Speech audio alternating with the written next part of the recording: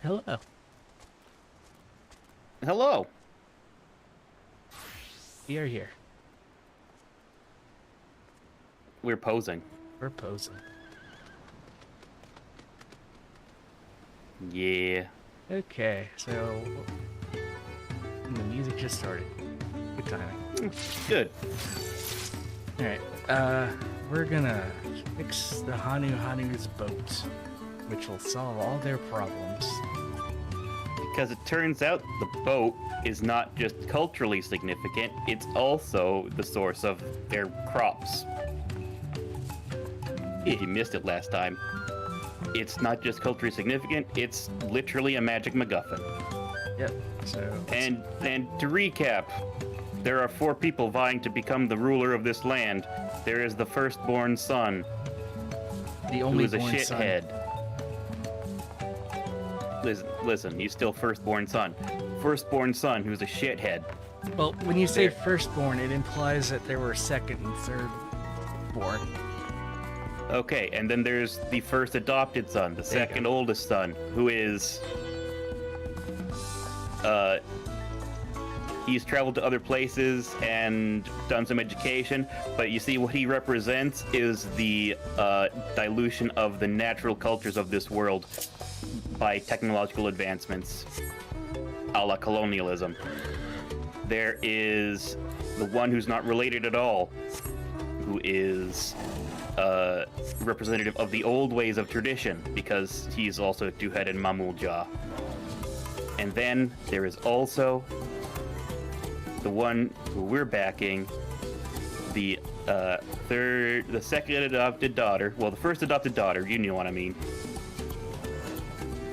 who we're backing, Wuklamat, best girl, who represents actually doing what the person, like the leader, originally did back in the day, of helping the people actually themselves, for the reasons of helping the people and not just becoming the leader.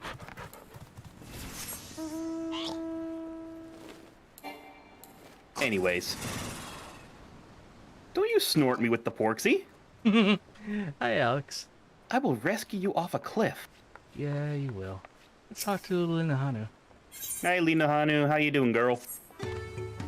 She wants to take you to the shipwright. Oh, no, this is Lina Hanu. This is a he.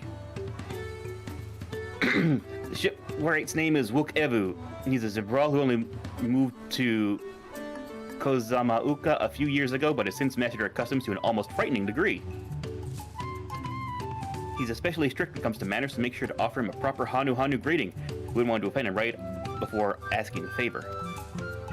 Proper Hanu greeting? Oh, that one. I remember how it goes. Then we shouldn't have any problems. Let's head to Okbek Bay to the east of here. Hanu dance time. Yep. I've got bad news. I don't think I have the Vanu dance. I most certainly don't. It says there's a side quest here. Oh, it's above us. Well, incorporate verticality. You're not thinking third dimensionally. hey, think efficient and turn in the car.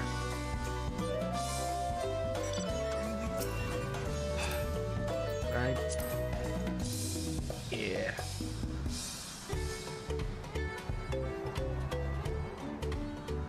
Ooh. That red mage over there is enjoying their new level spells.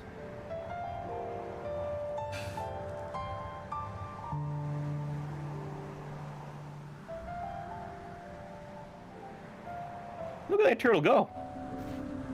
Oh, yeah. Heavy mata. He was schmoving. That's first person. Cryo, what you gotta say? They have a place where visitors can stay. Looks cozy. Also, hi Alex. I don't have the sight to see at the moment. Look over there. Do you see that big winding staircase? Oh yeah, by the tree. Yeah, that is large. Big wind. That's the world tree. God damn. Anyway. Hi, Luna Hanu. This is Okbek Bay, the village of all. Those who drift into Kozamauka from Tuliolal and elsewhere are welcome to live here alongside the Hanu. As for Evu, he lives and works in the House of Waters High at the top of the large tree. Follow me, but I should warn you, the climb upstairs can be challenging.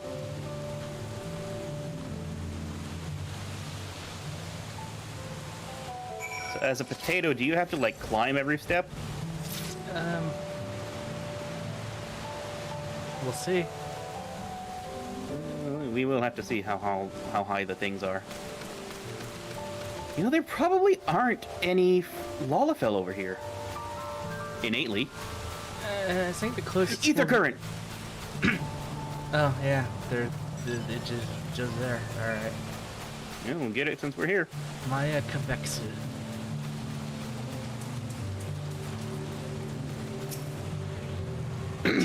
It's hard to know when they're using Hawaiian words and hard to know when they're using Mayan words.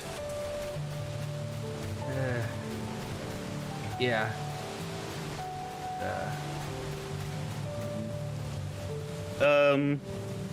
Yeah, I mean, if this weren't a video game and we're actually running up a slope, you would definitely have to, like, haul yourself up each step. Yep. Or else you'd risk slipping through and falling down them. I mean, like I did when I was an infant between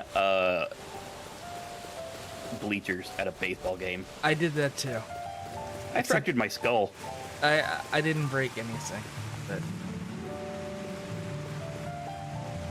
Okay. You know, Hanu. He's not only a stickler for etiquette, he's also, we'll see soon enough, Uklamat. Ohokelili. Ohokelili. Lolly ho? basically. Alright, let's start.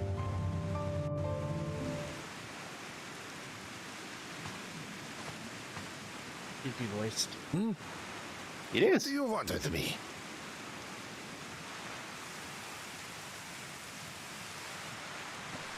Right. The greeting.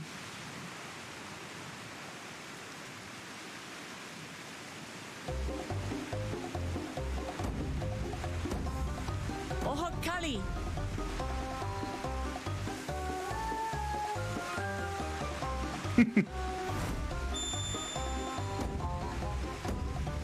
Oh, Kali!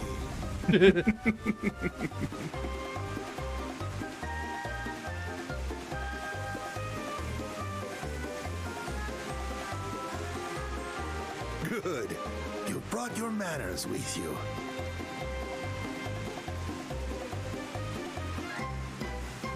When you know Kanu, do as the Hanu do. For a country as diverse as ours, the preservation of harmony demands that we respect the cultures of all peoples who call it home. Well, that explains your familiarity with Hanu customs. And you speak truth, of course. To live together means to learn about each other. Ah, I appreciate an open mind. In fact, I get the sense we've met before.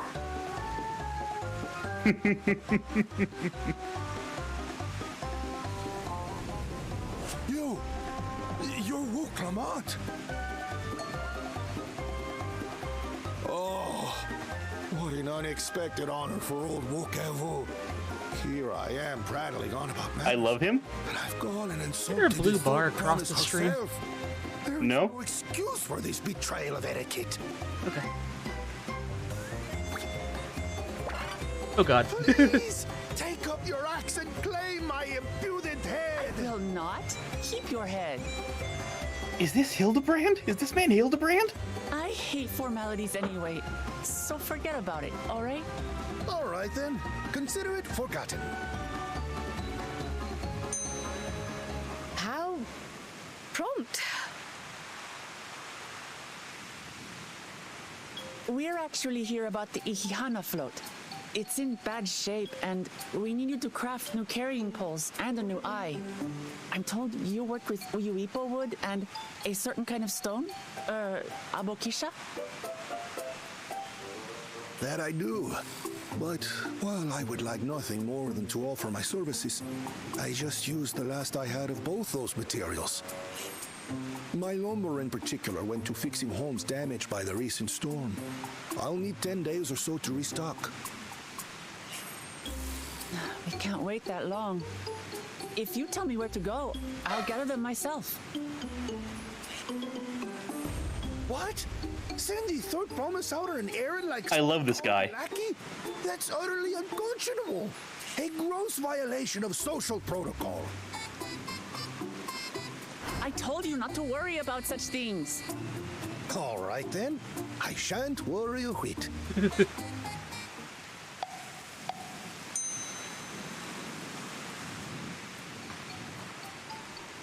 What's with your Hanu friend there?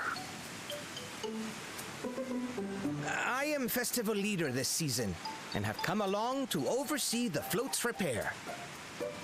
As strange as it may sound, Wuklamat and her friends believe the float is an arcane focus, meant to encourage the growth of our struggling reeds. Too many Hanu have forgotten, it seems. But that is indeed the true purpose of the lifting of wings. Your education is impressive, Third Promise. Yeah. Basic deduction wins the day. Well, maybe a little. Allow me to show you where to procure Uyuipo. We can leave the Abokisha to your friends, I presume? Take Okay. yourself to Cave Kikitola. So going forward, assume that any X sound is a sh or huh.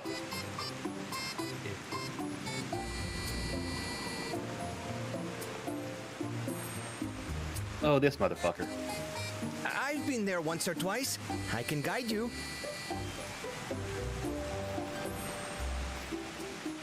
That should save us some time. All right then, let's get moving.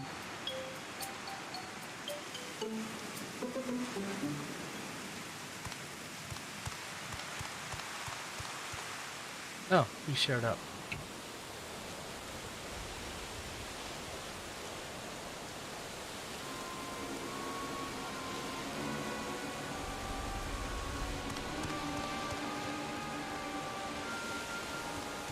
Oh, Chosen one.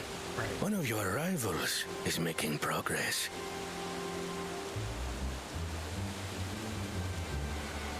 And Taku Jaja, I'm gonna make you eat one of your other heads. And not the one you're thinking about. You say. Should our first choice fail to deliver, it might be wise to let this play out.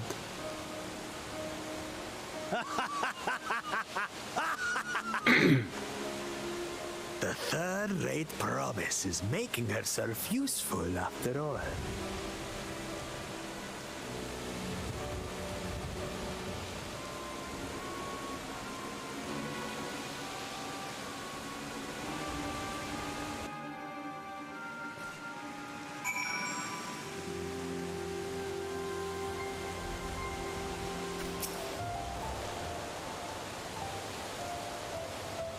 Cave Kikitola is southwest of Okanu. We can return to the village first and head there on foot. Turbo Teen powers activate. It is raining, so technically correct. The best kind of correct. Wait, wasn't it temperature based? Yes. So rain could. Well, you are in there. Yeah. There is ether current just to the southeast of us, according to this. Well, you're driving. You know, we really shouldn't do major ether current searching, but...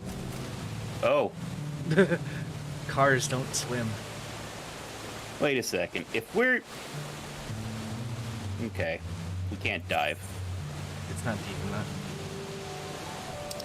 Oh, this is you're gonna be a slightly higher level area. Oh, is that how this works? Well, if it's like the other zones that are split by a major body of water, yeah. Well, normally we can't actually cross the water, though. It is a 91.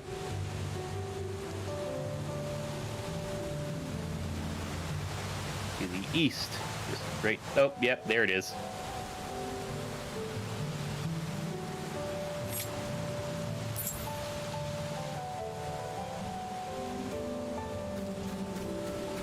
Oh, an ocelot. I have a hunting log for that. On what? For the ocelot. I talked to the hunting person. Oh. I mean, I did too, but I didn't take any. Oh. Should I jump back to Tuliolol and... I mean, you might as well. You might not have an ocelot on yours, but... Alright, hold on.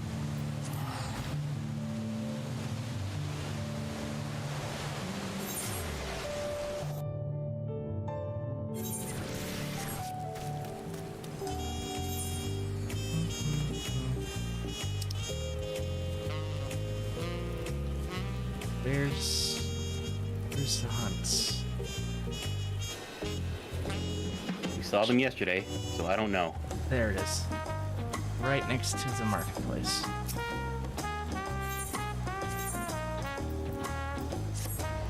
Oh shit, I've discovered something. I can put the balance on myself, as well as the spear on myself, for maximum self-powering. Alright, what do we got? These are all in... Oh, there it is. I have one in Kuzama-uka, but I'll take them all. Well, yeah, because the... You do by default. yeah. Meet you back in the... Hey, Purple, how you doing? Hi, Purple. Welcome in, welcome in.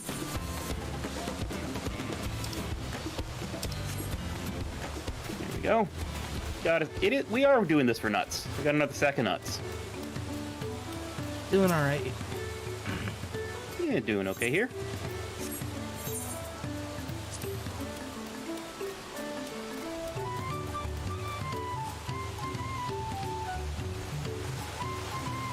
Very happy to have the new expansion to go through. I've been in my own time leveling the new Pictomancer class, which is actually very fun. I've been enjoying it.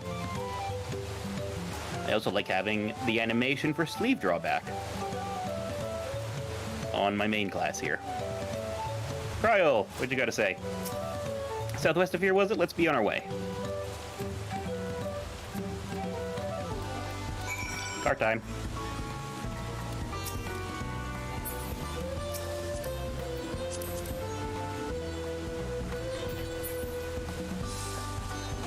Shut up. What? I did a jump because I was trying to fly, and I preemptively said, shut up. I didn't even notice the jump. Yeah, you're like, whoop, whoop.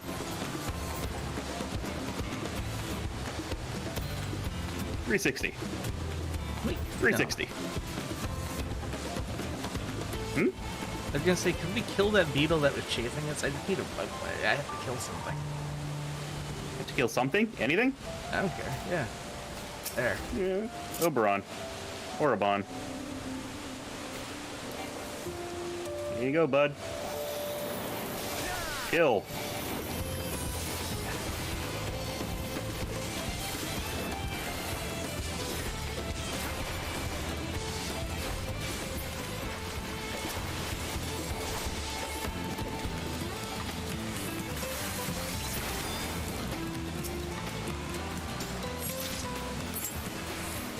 Why did you need to kill something? Just to satisfy your potatoey bloodlust?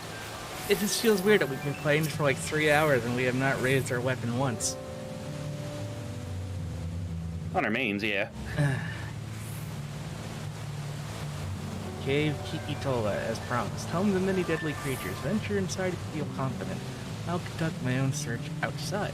You can spot raw abaxia by its green-hued glimmer. Bring any matching that description to me. Oh, it's Jade. I shall help scour the inside of the cave, then you take the west, I'll take the east. Off Iggy goes. Yeah, on foot. Blowflies.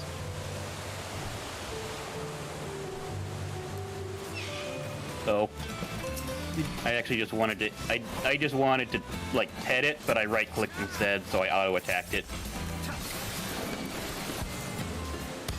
Iggy pet for keeps. Like fighting, it's like the kissing, only there's a winner.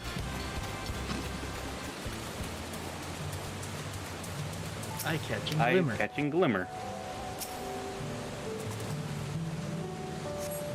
You find it was just light reflecting off the water. And an Oberon. Oh. Orabon. Hello, Orabons.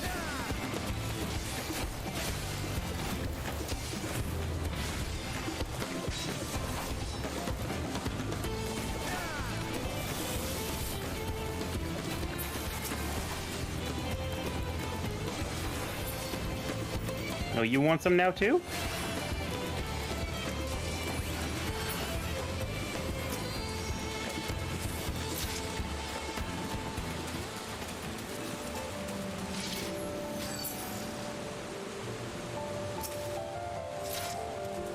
Down the mineral.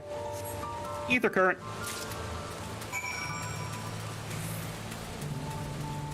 Oh, I accidentally engaged auto run. What is it, a stick click that you can't feel? Yeah. L1 while holding the stick, Ah. and I can't feel L1 or L2. Or the stick. No, I can. No, you're right. I can't feel the stick. I had to think about that one. Yeah, it's kind of like... Like, I feel my finger resting, my thumb resting on it, but I can't feel it, and I can only kind of guess as to what's happening based on what my intention is. Yeah.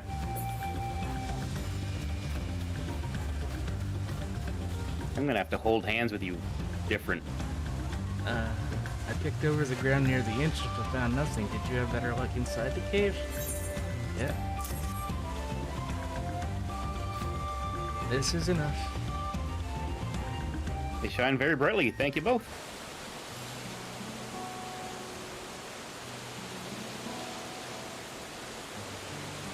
You would have been happy to know we were putting things right. Take over. Truth be told, a good friend of mine was meant to be festival leader for this year's Ikiana. When that big storm hit, he did not survive. It fell to me to carry on in his stead. That's why you agreed to Wooklamat's request despite your initial reluctance. Yes, it hurt to hear, but she was right. Though I must mourn, I cannot let my grief consume me. Her words made me realize that the path to my recovery, our recovery, is already laid out before me, and I will walk it for myself and for my friend.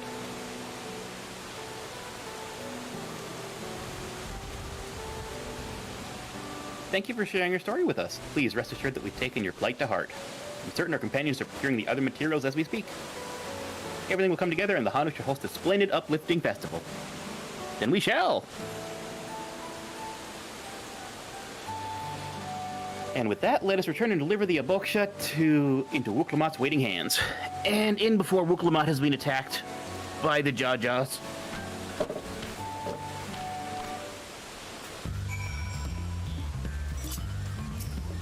Yeah, it's too much of a pain in the ass to keep clicking to try to get you and then hit the pinion. I'm just gonna drive myself. Yeah, it's okay.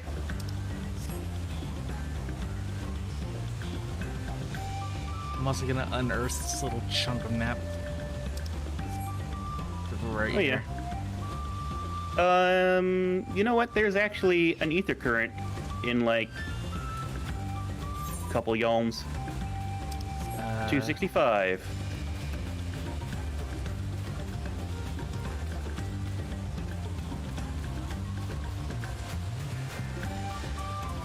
$187. If you see an iguana, I need to kill it. The iguana understood.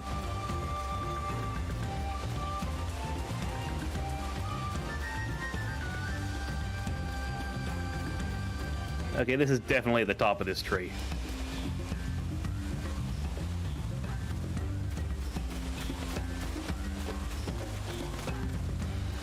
$40 alms. Unless it's hiding behind the tree, which I'll find as I'm climbing it. Yeah, it was.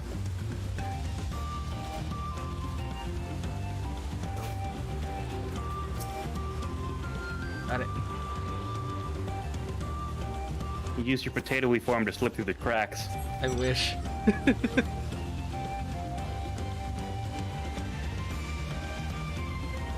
So those who don't know, you use ether currents to unlock the ability to fly in any given area. The hell are these things? Elegance. Hammerhead crocodiles. Oh. That went the other way.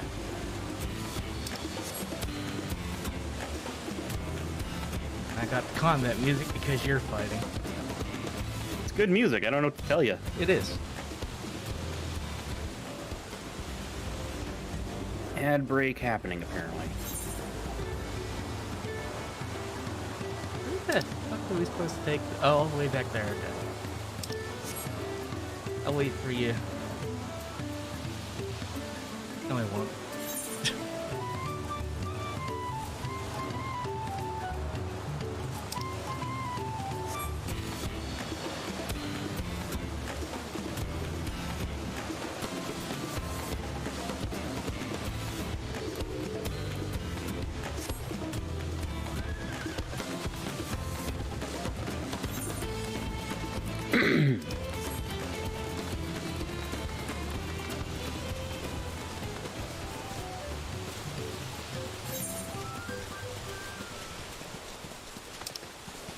Yep.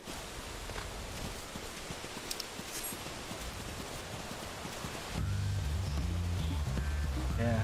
So the audience is seeing my bad habit of constantly pulling up the map. I mean, I just open it and leave it.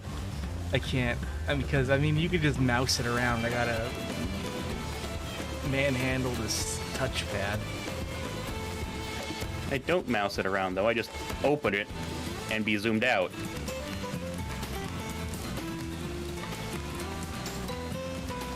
Although I guess, yeah, console player versus computer player will have different habits. I really love, like, that little update of anything that you're riding, like horses and stuff. They do a little turn in when you're turning. Yeah. The riding a horse up the stairs was a very brilliant idea. Yeah, it might have been.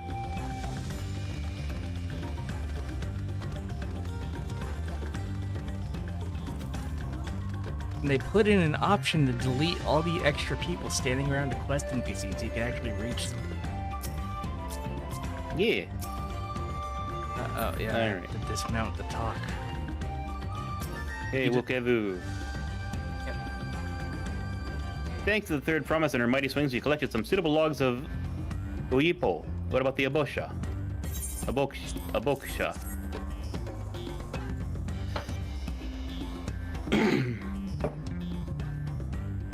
Yes, these are excellent samples. A goodly quantity, too. At this stage, you've likely surmised how the lifting winds encourage the crops to grow, but not exactly how, huh? While you're in for a treat, if all goes to plan, the result should be spectacular. Now to get to work crafting these pieces for the float, I could use an assistance versed in the arcane arts to enhance the Uyapio's connectivity. I could do it, but Kryle's going to. Everyone else head back to Okanu. We'll join you at the float once the work here is complete.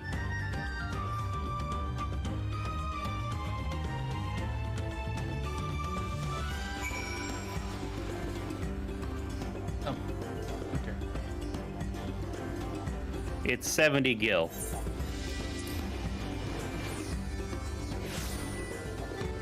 It is absolutely worth my time.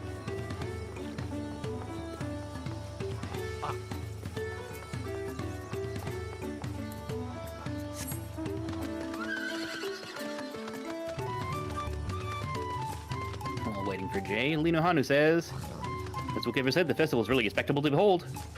And Wook Lamont. Getting the Uyuipo was a trial in and of itself. At first, Wook criticized everything I did, and then he suddenly yelled, I've spoken a little third promise, I must punish myself, and proceeded to slam his head into an Uyipoyo tree. Told him not to worry about it again. It was like snuffing a candle out. He's an odd one, that's for sure. At least we've seen to the poles and the new eye. Now we just have to wait for the feathers from the twins.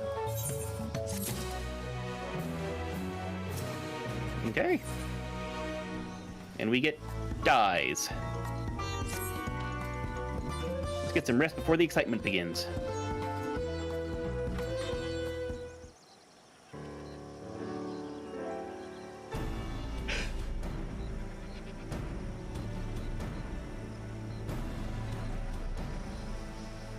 Over there by the float, isn't that the third promise? The rumors are true. She's trying to complete the feat of reeds by reviving Ilihana. The festival is a prayer for healthy crops, but does she honestly believe that will be enough to save our harvest? Second promise, meanwhile, barely glanced at the fields before leaving Okanu together. Maybe we asked too much of our young claimants.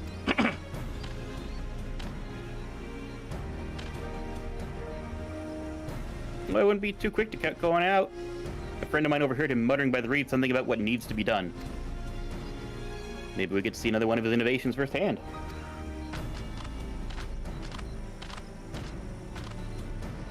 That sounds like our Koana. One look at the reeds was all I needed to think up a solution. Be that as it may, our own solution is nearly ready. As soon as the others get back, our long-awaited festival can begin.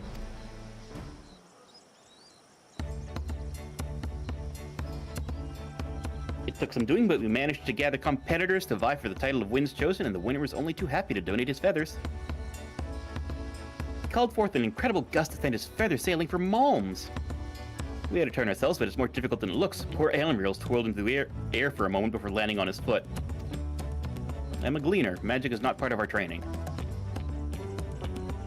As for us, we've brought the wood and gemstone replacements crafted by Wook Evu. All that's left is to attach them. Has it been decided who will ride the float? Papa was the guest of honor last time I was here. I remember being surprised they could even lift the thing with its hulking weight atop of it.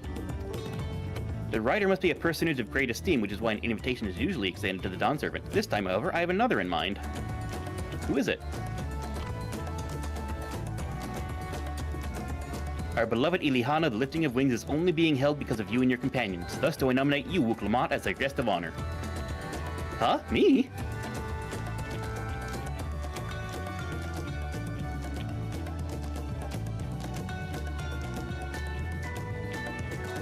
This boat won't make me seasick, will it? Asking the real questions. I don't think so. Then weigh anchor. I can hardly refuse a request from one even more enthusiastic about the festival than me. I would be delighted to ride your float.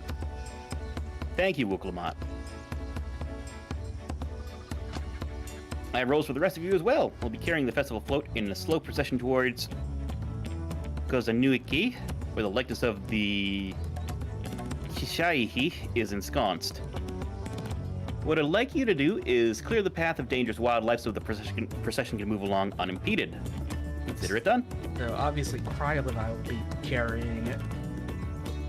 You expect me to sit still until Wook Ibu is finished with the float? Let me come along and help with the clearing. As you know, I'm not one for fighting. I'll stay behind and assist Wook Ibu with the repairs. If you aren't sure of where you need to go, the path I spoke of begins at the south of the village and branches off to the east. That will lead you across the bridges to the stride of the sun. Then we shall see to clearing it end to end.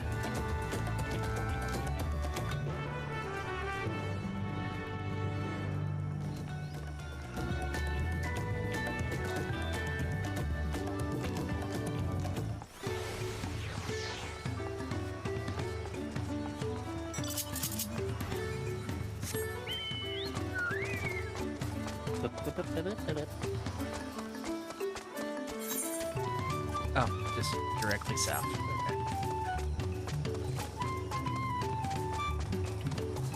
Okay. Boy, Duhan! Oh, that's an L. I thought it was up back a keep. I already talked to it. Alize says, weapons at the ready. Alpha says, float functions as I think it does. I would not be surprised if we were attracting the creatures. Concentration of ether would be irresistible. Trial says, the degree to which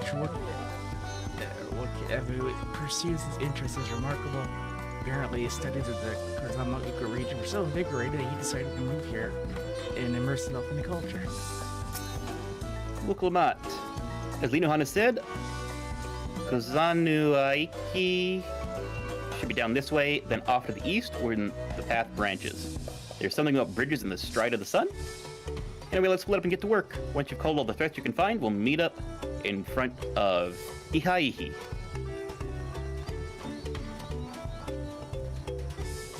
Well, before we go anywhere, I'm gonna drink my juice. I'm gonna eat a lemon.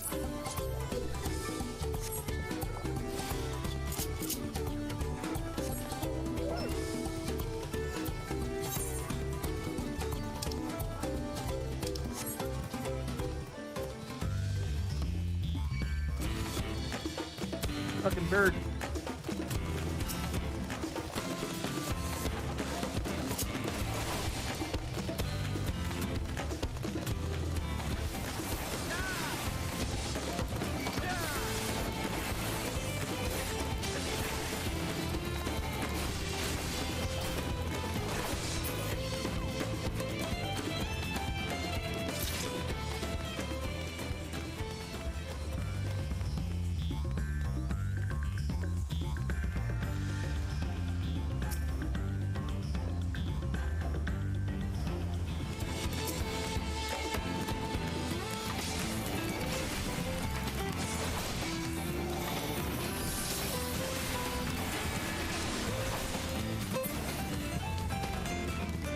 Wandering stink shell. Whoas. Next destination.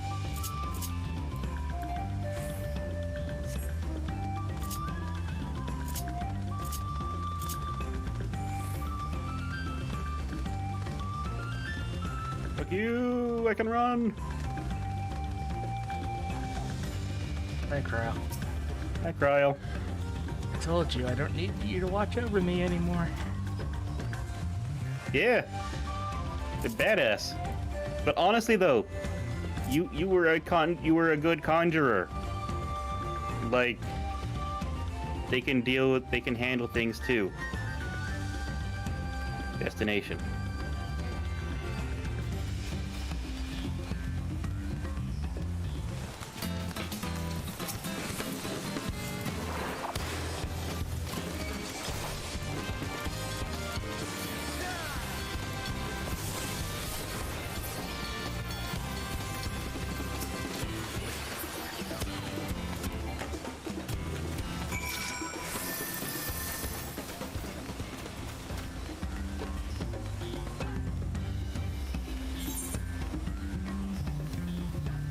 There's a stride of the sun.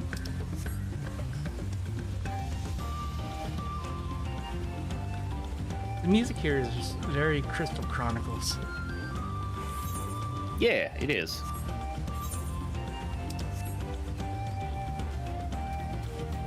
Why didn't we like the remake? We originally didn't like the remake because when we worked together to do a dungeon, it only counted for the host and not the person who was joining in as well. Did they fix it? I don't know.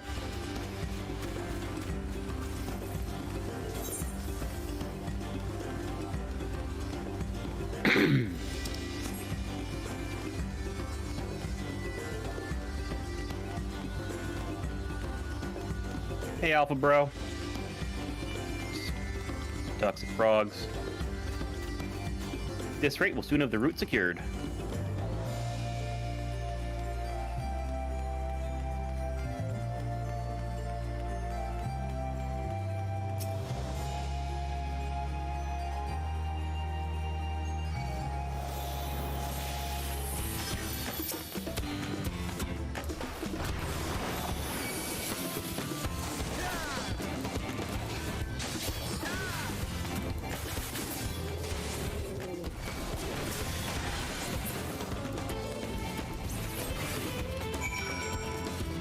And then we turn left. Not bad at all. I must say, I like the changes that they have made to Astrologium's draw system. I know nothing about it other than I was horribly confused by it for the short time I played Astrologian. Well, it's much easier now. Each time you push the draw button, you'll get a set of 3 cards.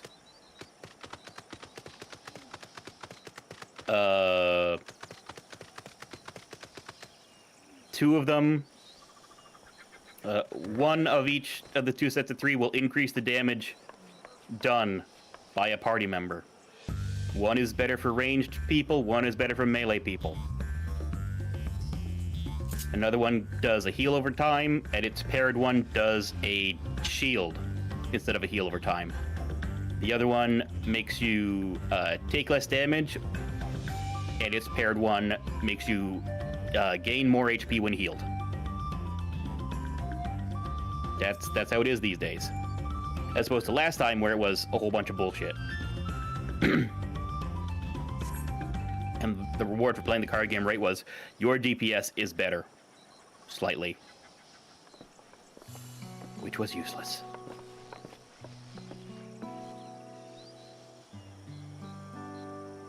Ah, you were a step ahead of us. This must be likeness of Hishiahi, the Hanu deity of the harvest. Even their sacred images are woven in reeds. Reminds me of something I saw in Academia Ander. I was half expecting a flying whale. Oh, the first one. Yeah, me too.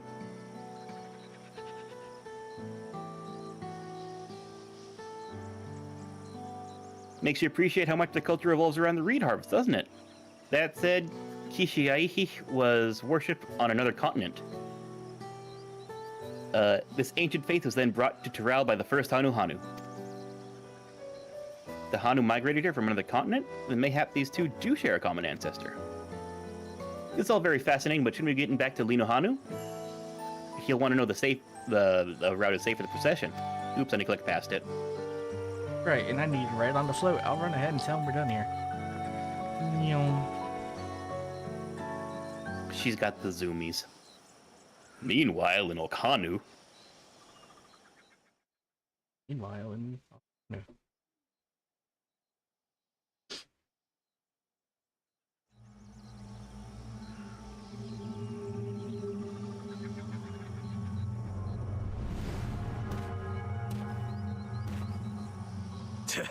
Not sure we heard you right, old man. Why don't you say that again? As many times as you'd like. The third promise tasked me with repairing this float, and I'll not relinquish it to an uncultured brute like you. Much less one that can't even manage a simple greeting. We wanted to handle this in a civilized way, but we're more than willing to kill you.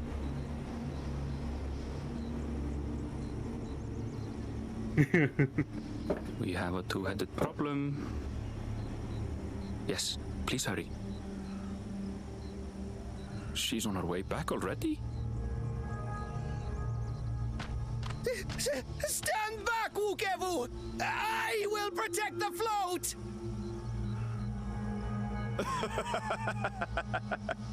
Are you trying to be brave, little bird? I could never have repaired the float alone. Not properly. But thanks to Wuklamat and her friends, we can hold Ihihana again! This is a priceless treasure! And as festival leader, I would die to protect it! Very well, if that's what you want.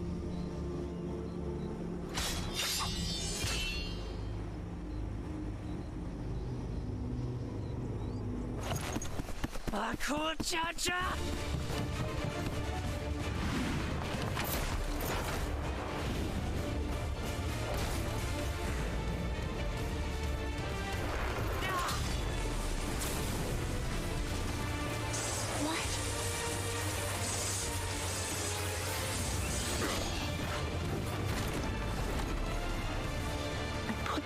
nothing into that blow. Good. The better for you to understand. Ooh, I think we're gonna do a role quest, maybe. Between us. But you need more lessons. We'll carve them Oh, in no. mangy hide until you cry and beg forgiveness.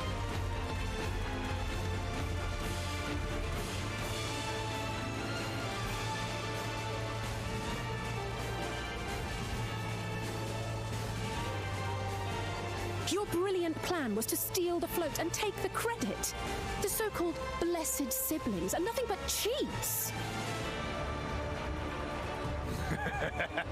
Your scorn is sweet music. Come, weaklings. We'll crush you each in turn, or all together, if you like.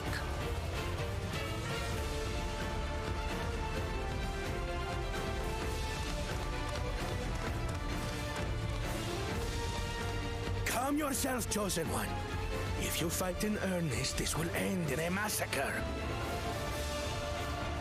What's more, we have word that our other prospect is on the verge of success.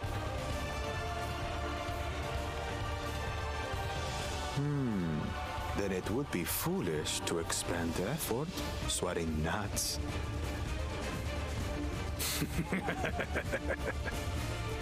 Lucky for you. Eh.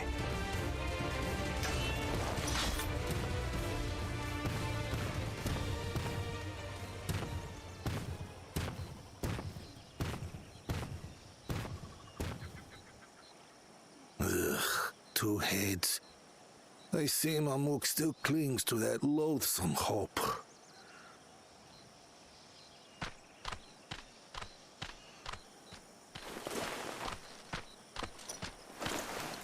Talk to us, Third Promise. You're not dying, are you? Lena Hanu almost sounds like Sam Riegel, It'll take more than that to kill me. which would be hilarious because that was Alphino. So, are we having this festival or not?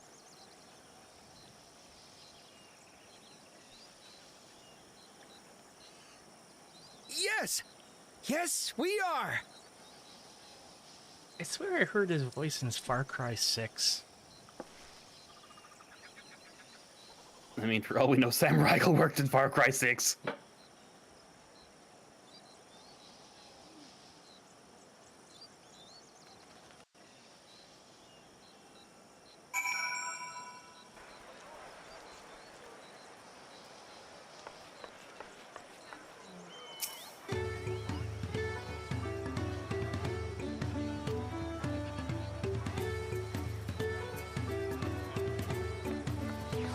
Linu Hanu, thank you for coming to our rescue. We tried to protect the float, but against that two-headed, I might as well not have been there at all. Nonsense, you stood your ground and bought us the time we needed to make it back. You were incredibly brave. Pumpkin orange dye. Dye. I'll take pumpkin orange. Money. Whoever wishes to spread the word that the festival will soon be held. Repairs are finished as well. Before we commence the festival, it'll be a courtesy to inform the village that Ilihana will be held after all. Ihihana. Go forth, but do not forget your greetings. At this stage, I should hope the reminder is unnecessary. Oh, Kylie! See, I remember.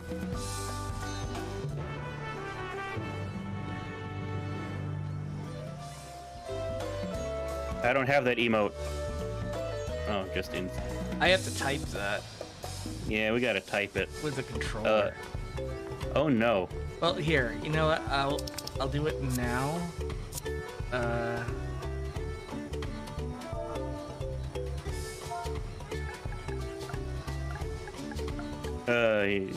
And I'm suddenly reminded of what they called it, Daddy of Light. I can't believe they did that. But Otosan no Hikari, where the father's first attempt at trying to talk to anybody was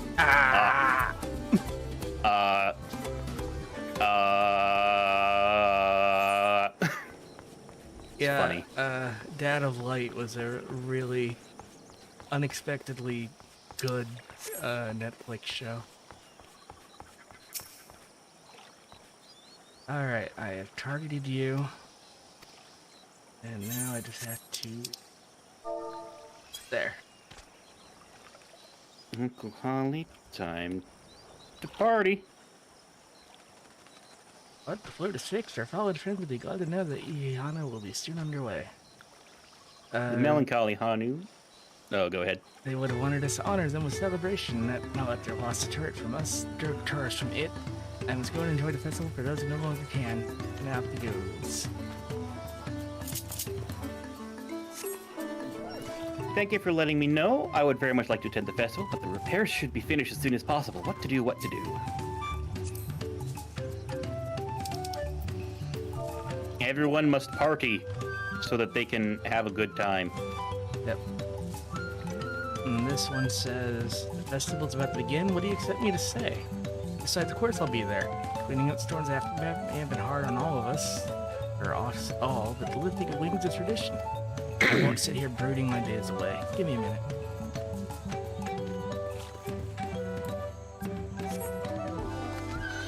And I read the last ones out, so you can just skip through them. Yeah.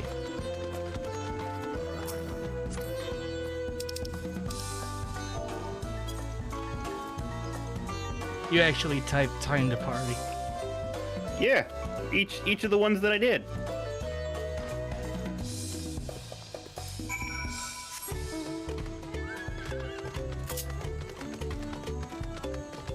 Yeah, the quest where it has you type something in the text chat, as long as that word is there, you can put anything you want. Yeah. And sometimes that makes it funny.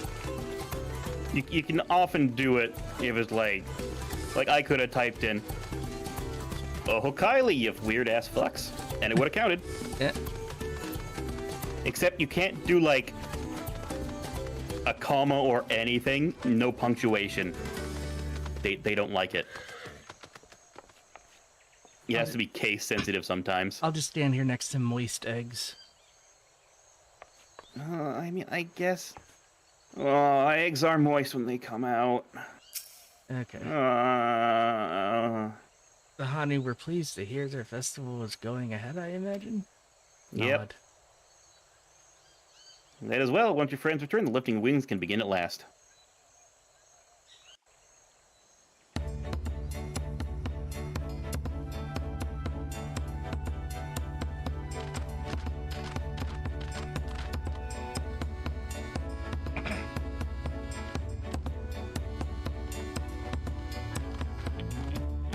Everyone is here, all three of them. So few have come. Patience. Once Ihihana gets underway, no Hanu will be able to resist joining in. Just so. Ukewu knows well the heart of the Hanu. Have faith, third promise, and climb aboard the float. It is time for the lifting of wings.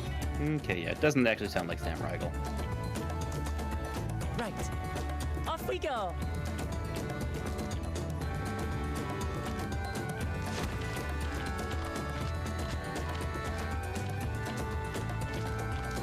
Ihihana is a prayer for bountiful harvest. But this is not its only meaning.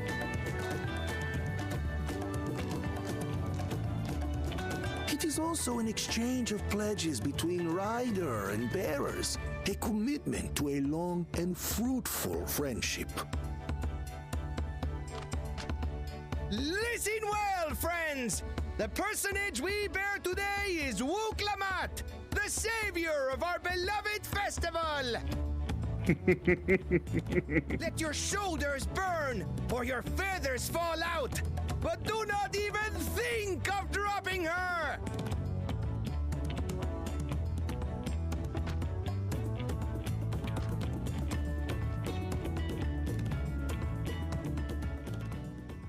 How did her father fit in that thing?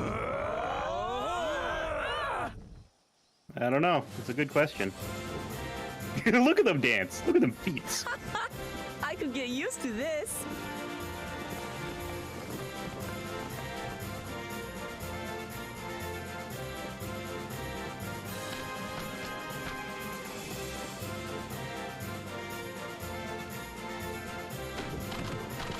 empty belly stop you from joining in the fun?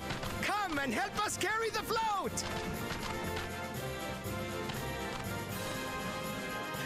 These birds are all about the heavy lifting.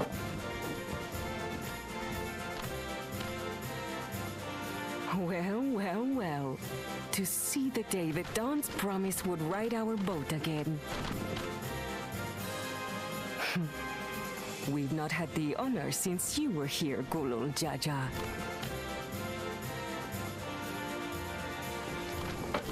Yeah, they're doing it. Yeah. Right, we've enough bearers now. Onwards to Kozaduaki!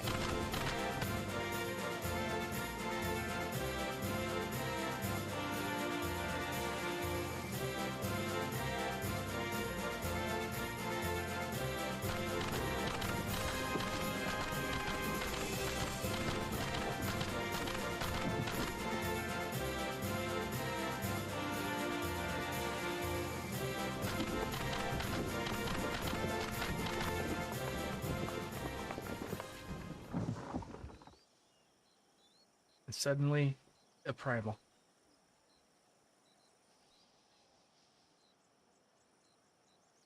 Watch well, for you are about to bear witness to the true glory of Ihihana. Simon's going Super Saiyan God. I was joking about the primal, but apparently that might be happening. Oh.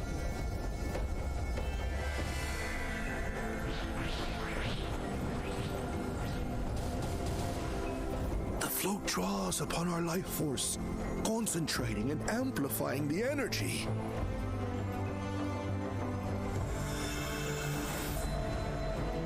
Jaye then receives that energy and expels it in a great burst. It showers down upon the land to replenish. I-beams go! I think I'm like 2 seconds behind you. Yeah.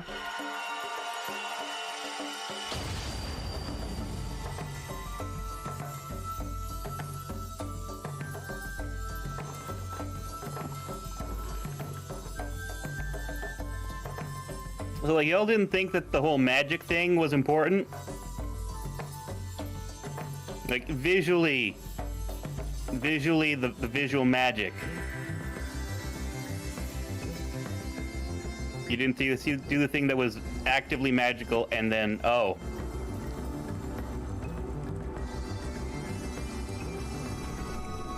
Oh, just instantaneously. Yeah. That's Easter for you.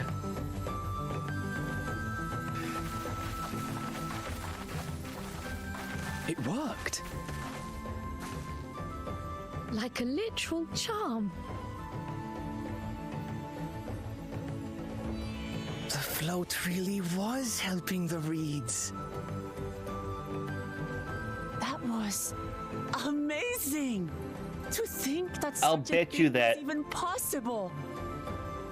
Brother Boy was like, I know exactly what I need to do, and he was going to do a science thing to try and do the exact same thing that Wuklamat did. Yeah. Aaronville, what you got to say?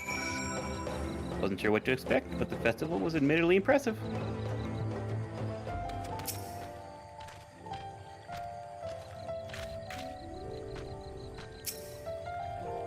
Trial. The stream on my side had done a weird thing, so I was just double checking it. Even deprived of their usual sustenance, the Hanu seemed invigorated the moment the festival began. Ihihana is truly magical. Wukevu. Told you, didn't I? Spectacular. Linu Hanu. I was too quick to dismiss the idea that the float had arcane properties. I think I wanted to believe that no one knew more about Ihihana than me. Linu Hanu. Again, the visual magic bullshit wasn't like a thing. Afano. With their fields rejuvenated, the Hanu Hanu 2 might finally replenish their flagging reserves of ether. Alize. I'd like to take a turn riding the float. What? It looked fun. Don't pretend the thought didn't cross your mind. It did. It did. Hi, Berry Creations. Welcome. Welcome, welcome. Hope you're enjoying Dawntrail. or enjoying watching us do some Dawntrail stuff. Yeah. Should I have left the float behind like that? I was so excited to see the reeds.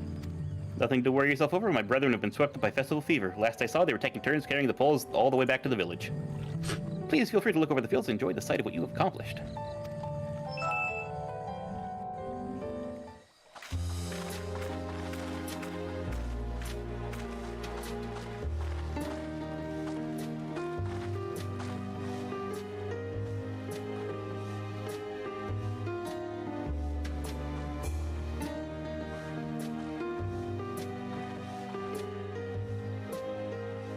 Some of them still look a bit sickly. I imagine even the harvest magic has its limits. If the Hanu continue their festival tradition year after year, though, the entire field should eventually recover. Where does that leave us with the feet, then? You've got nothing to fear on that account. Our situation could never have resolved itself. The revival of even a single reed would have served to demonstrate your commitment to the task. That you recognize the nature of the float and found a near-perfect solution in Ihihana proves your dedication.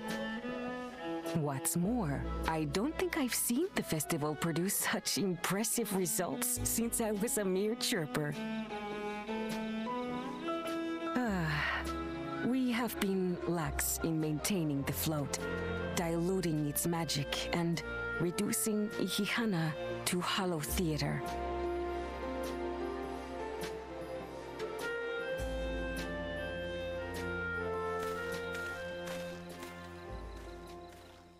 Connor!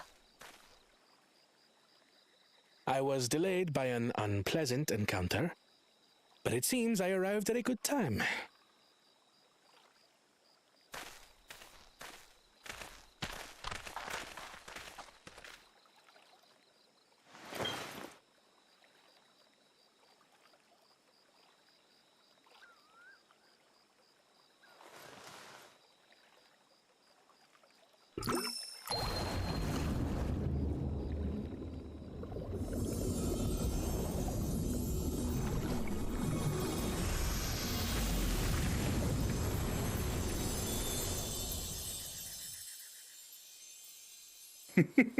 Oh, isn't that wonderful? What? You just pour in some mystery liquid and problem solved? Mystery liquid. Stagnant ether was to blame for the reed's poor condition. I assumed that was an alchemical concoction which enhances ethereal conductivity. It utilized the flowing water as an ethereal current, thereby promoting the transfer of life energies.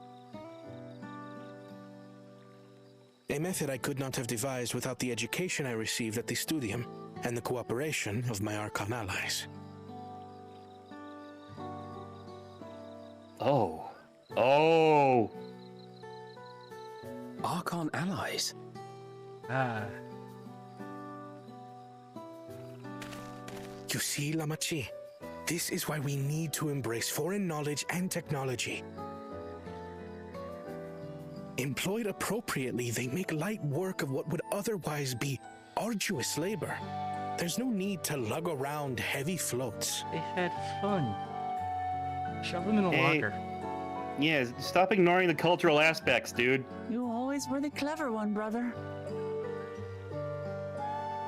Your approach was no less effective, Wuklamat. It achieved the same result. Indeed it did. And you enjoyed the festival, yes? I did. It was so much fun. Having visited your village before, I thought I knew everything about it. As it turns out, I knew very little. About the reeds, about Ihihana.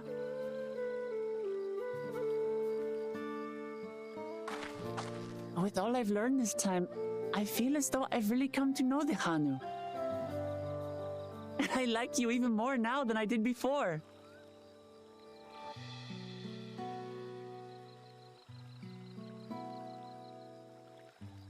The feeling is mutual. And it's not just you who had a lot to learn either. I'll never look at our float the same way again. The two of you have exceeded expectations. Come forth and claim your stones.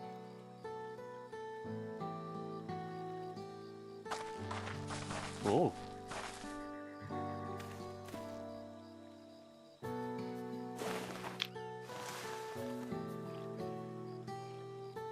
So this is what they look like. Go on, set it in the tablet.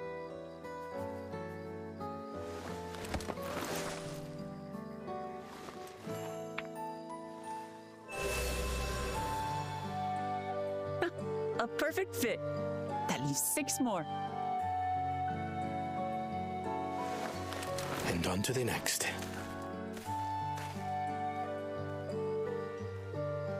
Not even a moment of celebration. That's Kona for you. I mean, the fact that I can see, like, the progress of things doesn't take away from it at all. For Iggy next season. We respect our cultures. As Dawn servant, of course. As opposed to throwing away our culture for the sake of progress. Like, Right. It's back to fucking Dawntrail for now. Jaye. Thank you for having us. I look forward to seeing you all again.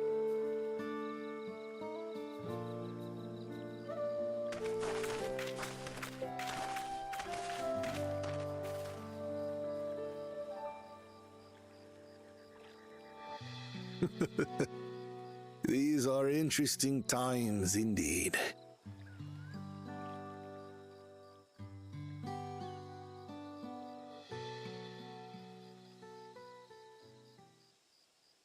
We're just kind of here for this whole thing, too. Like, this is Wuklamat's story.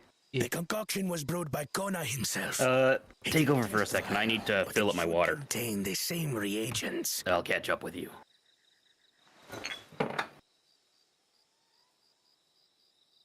Good work.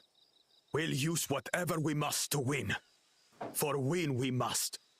Yeah, he's gonna make some sort of horrible plant monster with it.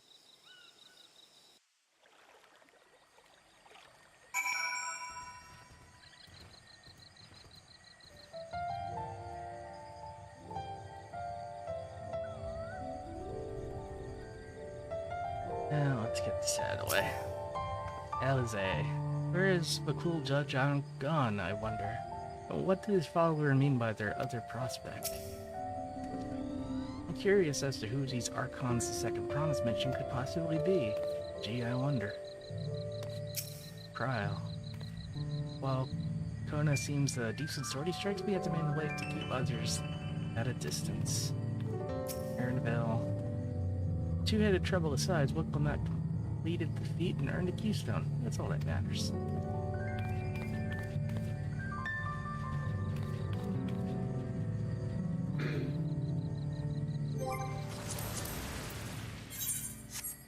Stop the right button. I'm going to eat egg. In the back. Hi. I just eaten an egg. Geg. I like Geg the seal.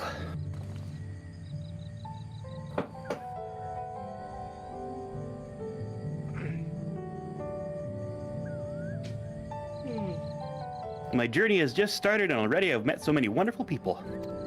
Wukevu, for one, he's a bit eccentric, but everyone could stand to be as respectful of other cultures as he is. And Linohanu, it warmed my heart to see him honor his departed friend through Ihihana and helping others to do the same. I can't help but feel excited thinking on who else I might meet over the course of the contest. Come, let's head back to Hebalivetai. Jaye? Until we hear otherwise. Okay. Hey, there's a blue quest here. Oh yeah, that's for the Ether Current. Yeah, the blue quest are for Ether Currents. Those would be the quest lines we would want to potentially complete on screen, but we're definitely not getting flight in this area yet, so we'll just head on back.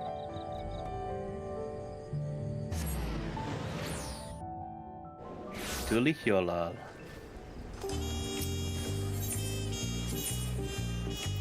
Then down to the marketplace.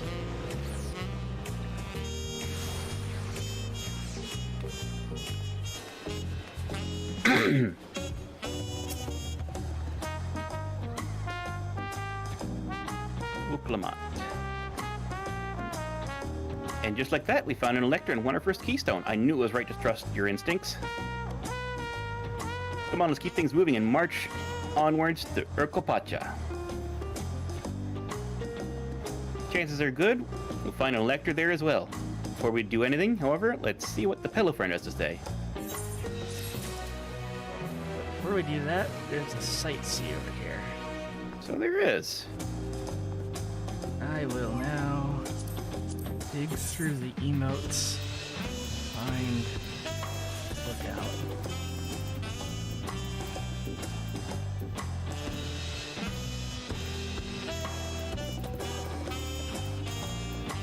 It is Lookout, right? Yep. Certain locations might be prey.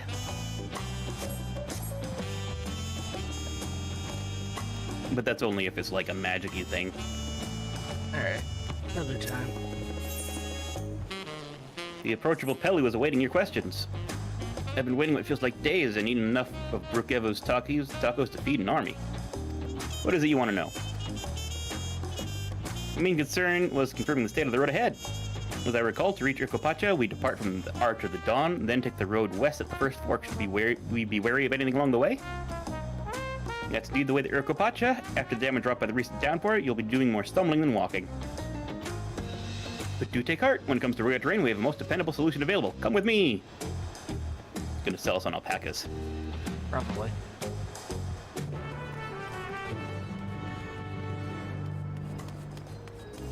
Oh man, chat is just full of shenanigans right now. Yeah. Yeah. Black Mage. If I can't use my instant move spell to get out of the way in time, I've died a noble death. There's actually someone put down a location flag. If you hurry, you can come watch the guy get AFK kicked. And then in the auto-translate function, thanks for the offer, but I'll have to pass.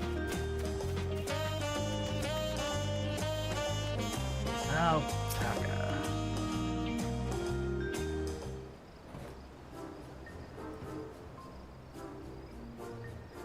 May I introduce you to our most dependable companion, the alpaca?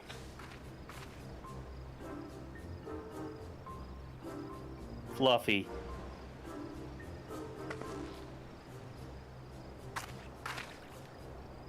These animals can traverse Urkopacha's steep mountain trails if they were gentle fields, all while carrying heavy loads. Our merchants would be lost without them. So they fill much the same niche as chocobos back home. You don't have alpacas in Eorzea? Alpacas are native to Yogg-Togthal. Eorzea has its chocobos, and the eastern lands have their horses. Why go to all the trouble of breeding another pack beast in a place which ill suits its qualities where it's not needed anyways? But must we ride these little monsters? I get the impression you're not fond of alpacas. When I was small and being naughty, I went around pulling on their wool. One of them spat on me, and it was the foulest stench you can imagine. I see. What do they like to ride? Alpacas bred in mounts are inquisitive and docile. Even those without experience find them easy to handle. We're really doing this then. Was my information useful to you? Yes, very helpful, even if it wasn't what I wanted to hear. Take my payment now. You want me to pay you? Capitalism. Guess I should have expected much from Pelu Merchant. Let me see what I have on me. Pelu value the act of spreading joy through trade. As you should know, they take pride in making deals that benefit both parties. I feel like that was aimed at the Lalafels. A little bit. Here you go. A fair price for your fair advice. Yes, I made a trade with the third promise yourself. My friends will never believe this. Yeah, I bet your two best friends wear green and blue instead of to complement your red. Be on my way now. I wish you safe travels. Off you go and thank you. That was a DuckTales reference, by the way. Yeah. Better not get spat on again. You brought that on yourself. Remain calm and gentle, and so will they.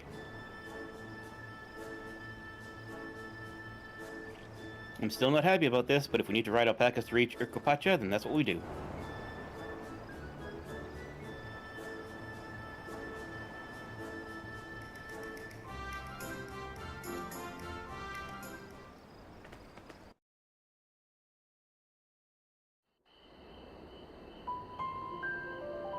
Oh, there they go. To the poets of yore sang of a mountain that would stand tall, even should all other lands sink beneath the sea. Indomitable and eternal, it arises from Urquapacha, the 100 peaks of time. Of all the beasts which crawl and fly, only the legendary Valigarmanda could hope to disturb the summit's serene majesty. Yet, with that flying calamity imprisoned by the Dawn Serpent, what great feat remains for those who would claim the throne?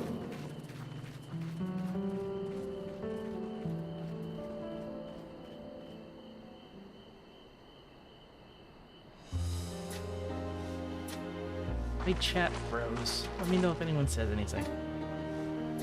No one said anything so far. This is Urquapacha. I've never actually been here before.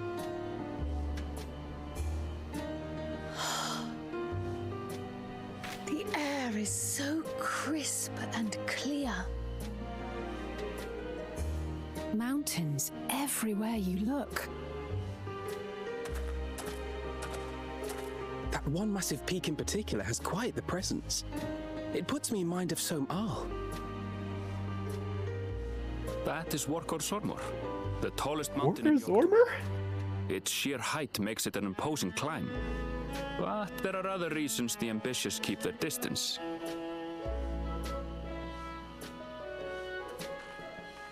Oh, do tell. Where to begin? Excuse me, but you're Wuk Lamat, are you not? I hadn't thought to encounter one of the Dawn's promise here of all places.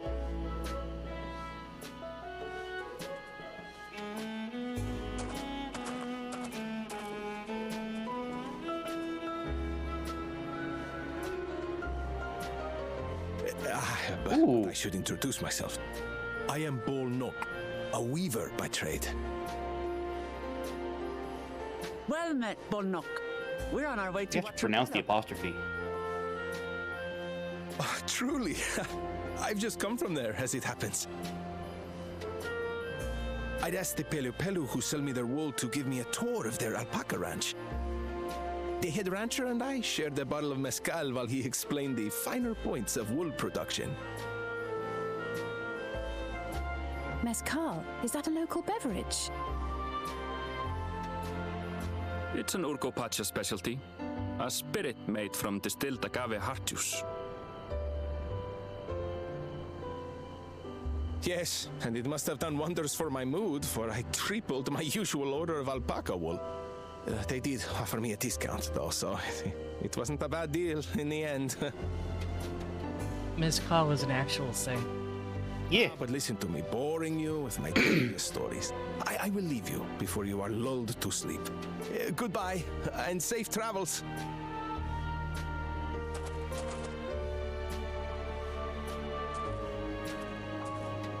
Oh, silly me. I almost forgot to say the thing I actually wanted to say. Peace for Tural. I agree with your vision, Third Promise. You have my support in your bid for the throne.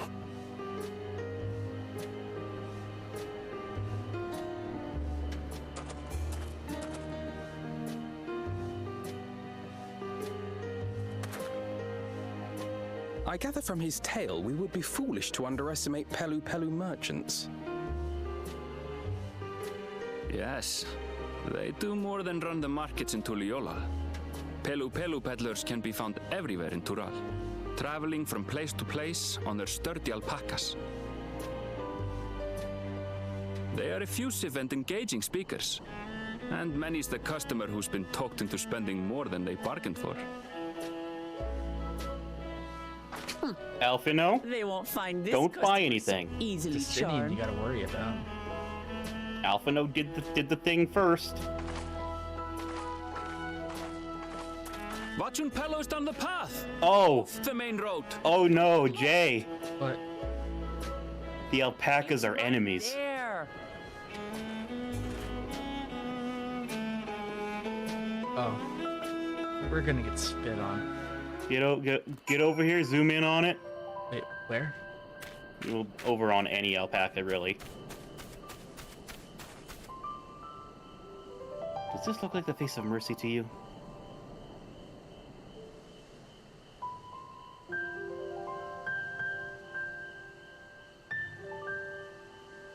The good news is they're not aggro, but,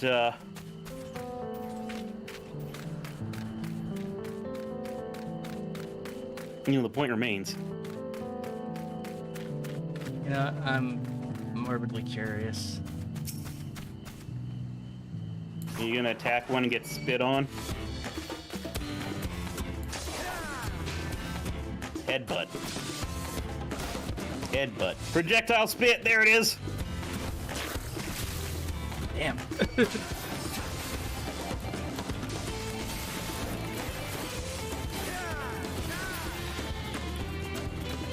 Yep. Oh, I got 2 alpaca fillets! Me too. Oh. It could be good.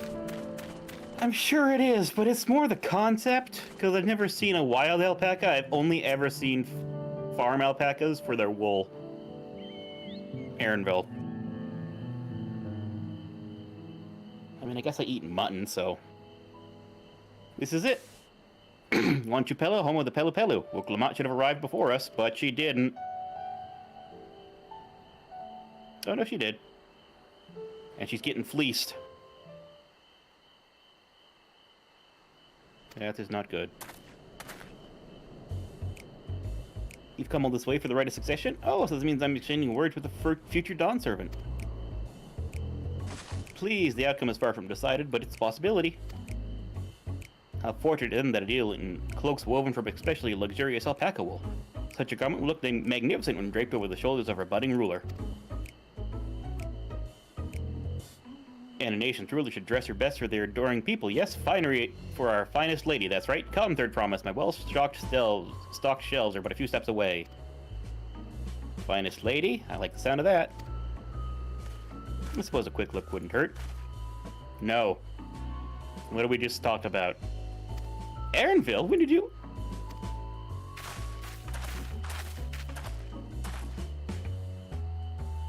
Ah, a Chitona from far off Haktural. Northern winters are bitterly cold affairs, I'm told. I cannot imagine how you survive them without a lovely warm cloak of quality alpaca wool. No thank you, not in need of new clothes at the moment, and neither is the third promise, perhaps another time. Of course, my shop door is always open.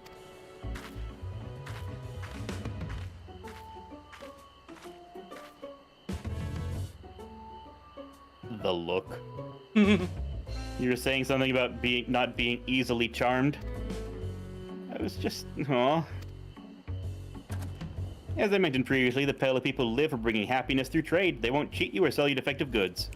They will, however, disarm you with their deft turns of phrase, and in winning customers like Wuklamat fall prey to this affable approach time and time again. Your only recourse is a clear and firm refusal. They won't pursue the matter should you make your disinterest plain. A valuable insight into the minds of the Pelu Pelu. Let us all take Aaronville's words of caution to heart. Arm cross, nod, nod.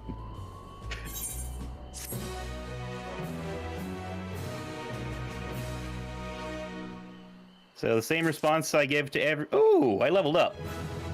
So did I. So the same response you give to all the hawkers in the mall. Fuck off.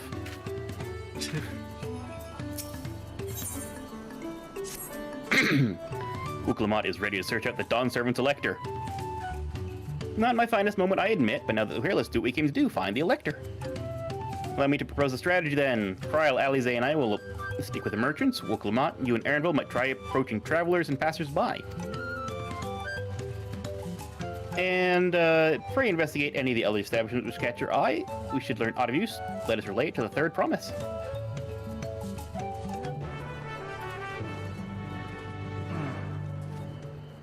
Well, first things first. Attunement. So this is definitely the Mexico area. Because... Cactuses. Cacti. Cacti and mezcal. Hey, a lookout point. Oh. Right next to the distillery worker. Wait, where's the lookout point? Up the stairs. Oh yeah, there it is. Dawntrail with Elector? I thought you were a new face in town. Here for the right of succession, I take it? Me, I don't care who sits on the throne as long as they keep Tyrell peaceful. People tend to not be in the mood to relax and sip our excellent mezcal once arrows and spears start flying, if you know what I mean. Wait, says Rook. Where's the piss filter? Can't be Mexico. There's no piss filter. It's true. Speaking of which, would you like a cup? A joy shared is a joy doubled, I'd say. No, thank you. Oh yes, you were asking about the Elector business. Being but freshly returned from my training route, I've heard there is a contest afoot, but not much else. Our head ledger, Tobley, could probably tell you more about it. I did it again. What'd you do? Auto run.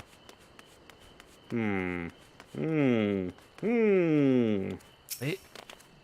Blah! Yeah, we gotta come around this way and climb up this path. Okay. I'm assuming.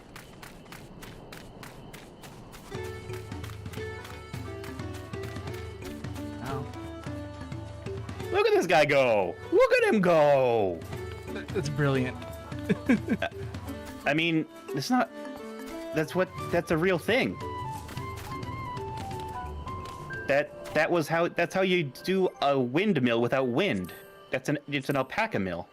Well, at that point, it's just a mill. Yeah, but it's not people powered. Something grist.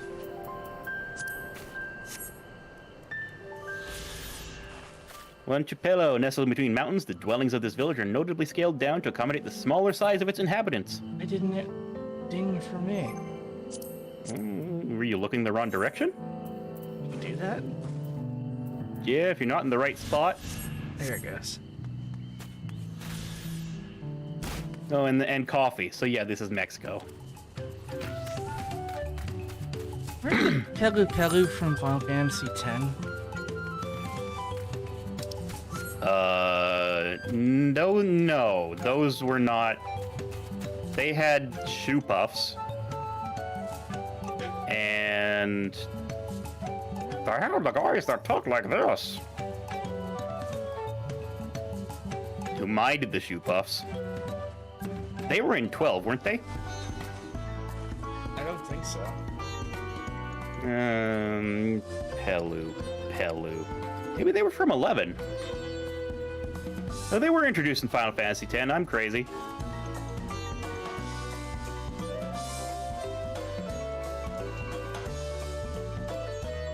Impatient Porter.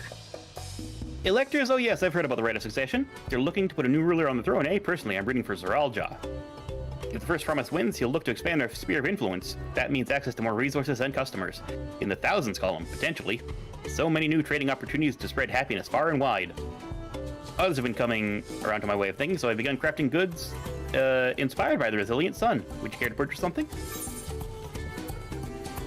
No, I would not. Very well, you said you want to know about the Elector. I could help you, but I won't. I can tell you no supporter of Zeralja or his policies. There. I'm gonna... Hey kid. I'm gonna stuff you in one of those bottles. I'll let you brine in the mezcal. And no one will ever find you. Bye! sometimes you need to take time out of your day to threaten children. It's true. Mablu, why are you pink? Hello there, I'm Mablu. You have a question? We're asking about the Elector. Sorry, I don't know about any Electors. You should take a moment to see our prize alpacas before you leave, though. Oh, be sure to admire them from a respectable distance. Get too close, and our nervous darlings may be tempted to spit on you. That stuff stinks. Happened to a visiting buyer not so long ago. Tobley, that's the head rancher, was so mad at me for not giving me a proper warning. No one makes a mistake without Tobley noticing. He notices. He knows everything that happens on this ranch. Just talk to Tobley.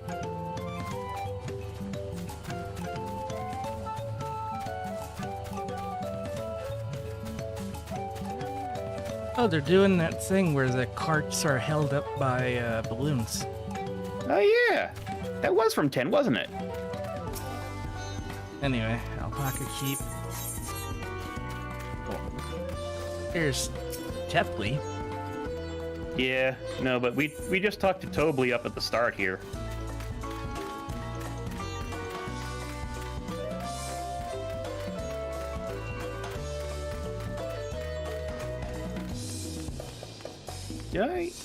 I did attune to this.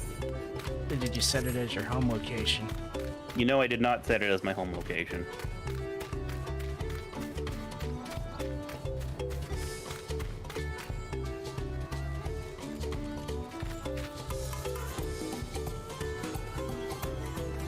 Look, Lamont.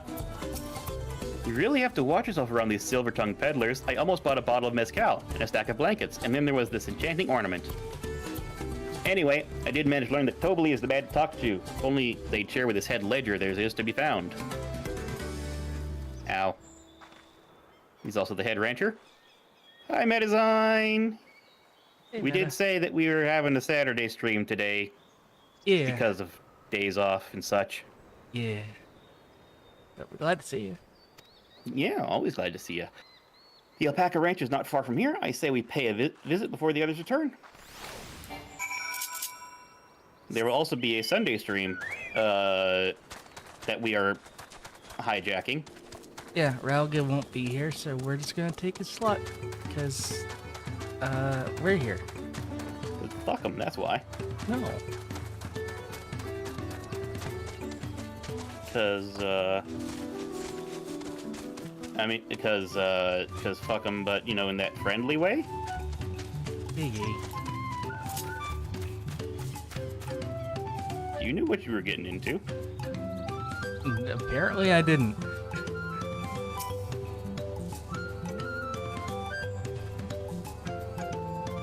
Yeah, there's Fat Chocobo, there's also Fat Moogle.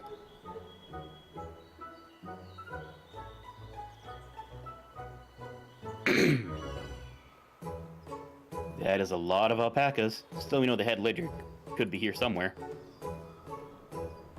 I can't let fear deter me. Not to say that I'm scared, of course.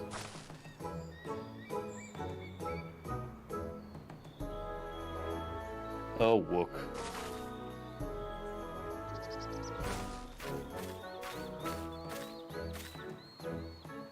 Excuse me, is one of these workers Tobley? Oh yes, he likes to mingle with the ranch hands, keep an eye on things. Can't tell you which one he is, though. You can't? Is this part of the contest? All I can say is that Tobley often mentions his favorite pungent scent subject. He also can't resist a profitable trade, though who among us could, am I right? Still, if you bring him a very good deal, he might let his identity slip. So it's like a game. All I have to do is offer Tobley a deal he can't ignore, no problem at all.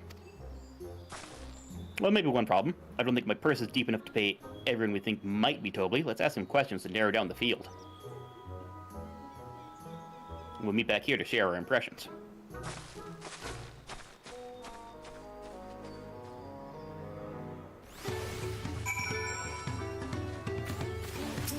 Mablu. Well, obviously not Tobley. Oops, I shouldn't have said that. You're meant to find for yourself who Tobley is, or if an elector is even in the village at all. Good luck. You know, at first I was gonna say maybe the girls wear pink, but then I realized she's the only one wearing pink. Yeah. Diligent ranch hand. So they're Smurfs and she's Smurfette. Yeah.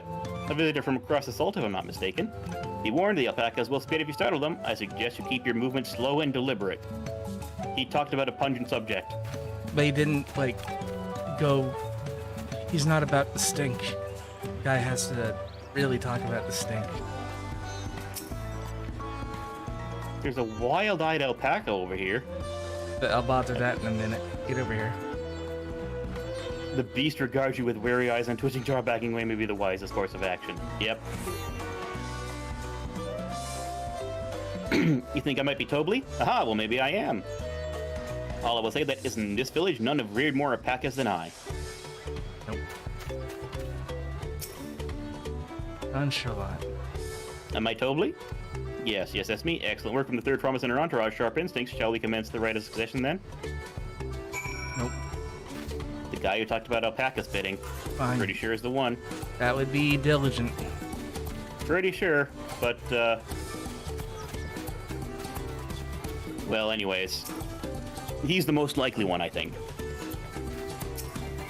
I'm gonna bother this fucking alpaca.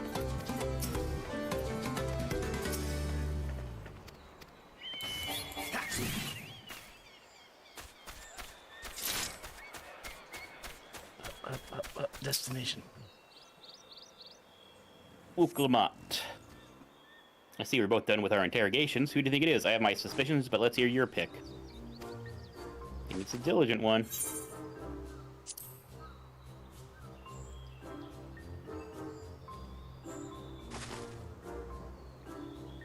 Ah, the worker so intent on stable chores. I had my eye on that one too. Time to riff the mask off our mystery ranch hand, so to speak.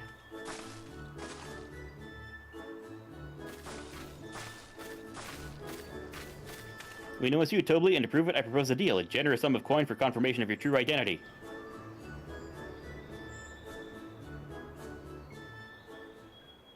An offer I gladly accept. As you have correctly guessed, I am indeed Tobly, head ledger of Wachunpelo and head rancher of the family ranch. I'm also one of Gulul Jaja's chosen electors. In a place featured in the Tuliolal saga, just as we thought. I was right to trust your instincts, and I wager this won't be the last time.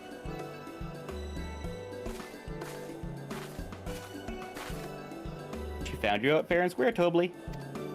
And I'm glad she did. Would have been a pity had her bid ended here.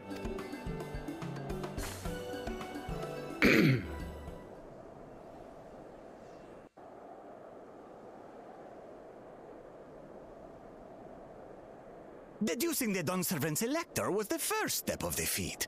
Too simple a task for this aspiring ruler, eh? What the fuck is this voice? Right. Not hard at all.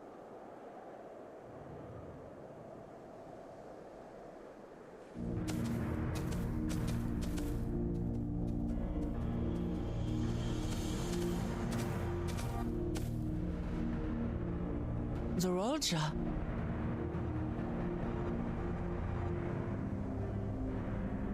I am told the head ledger, Tobly, is to be found here. You have to guess which one of us is Tobly. That's part of the test.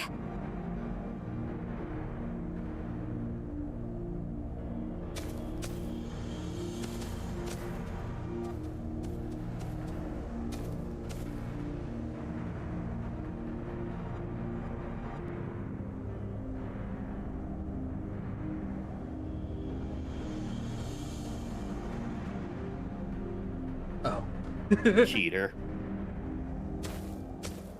You're Tobly. Without even asking a single question. Very impressive indeed. With that amusing prologue out of the way, we can proceed to the actual challenge. Per the Dawnservant's instructions, I was free to devise any manner of feat. I considered a number of possibilities in the 10th column. But I think I have a good one.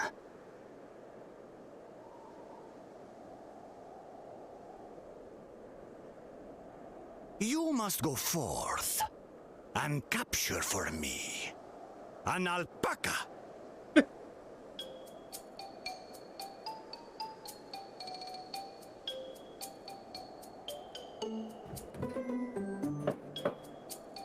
While I've not had the best experiences with alpacas, aren't they generally docile? With this herring, we're doomed. Doesn't sound like much of a challenge. Oh. I meant to go with alpaca. Bring out the example! Fluffy boy. The example?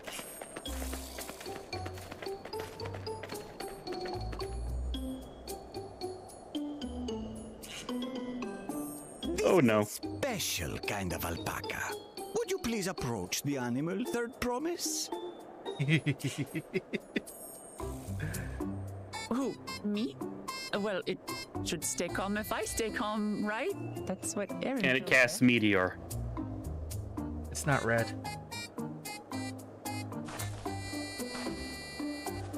Oh no.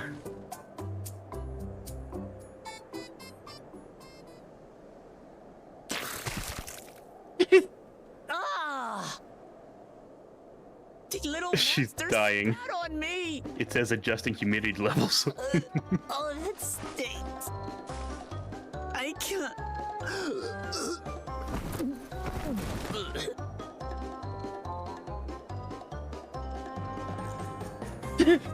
Alpacas are paradoxical creatures, being both extremely curious and extremely cowardly.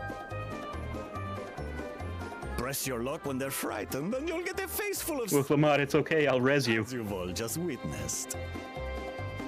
Has an awful stench, their expectoration. The globs contain half-digested food, you see, making it an effective deterrent against perceived threats. Wild valley braid like this one are especially timid and can therefore be quick to lash out. They're also especially hardy. Indeed. We take the rugged wild alpacas and breed them with our gentle domesticated stock. This produces the strong but biddable pack animals prized by our traveling merchants.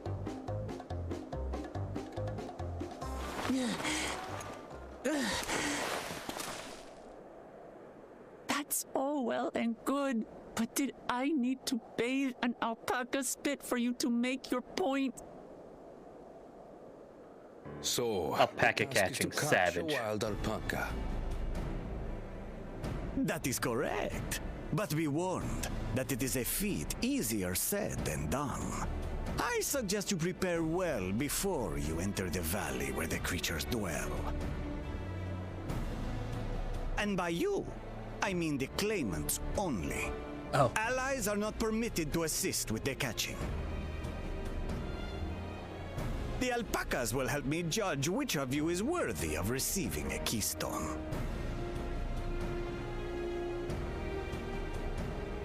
So I'm to chase down a fluffy, spitting demon, and that somehow proves I'm fit to rule? As I said, the Dawn Servant granted me the freedom to decide my challenge. And when you reach the end of the rite, I dare say you will understand why I chose what I chose.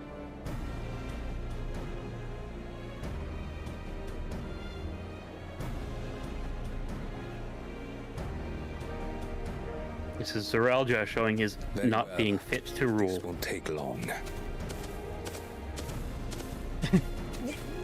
Wait! Didn't I warn you this was easier said than done?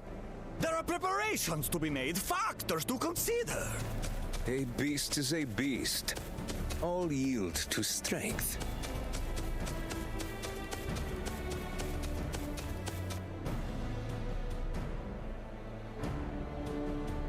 So far, this experience has done absolutely nothing to improve my opinion of alpacas.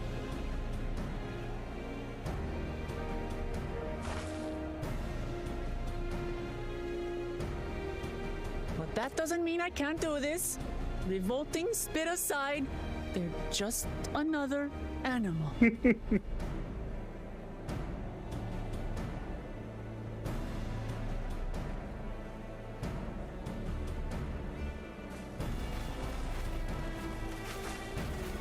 Are you all right, Uklamat? We thought we heard you scream. The third promise does not scream. It was more of a startled yelp. Scream, in other words.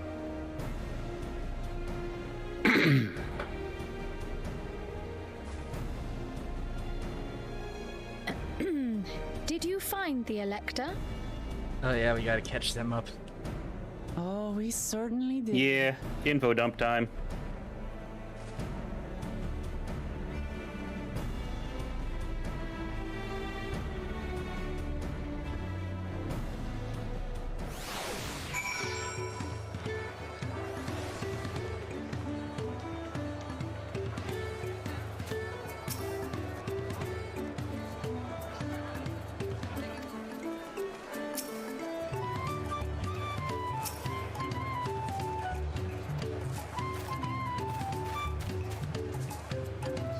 I think Alize just said that this one reminded her of Xenos.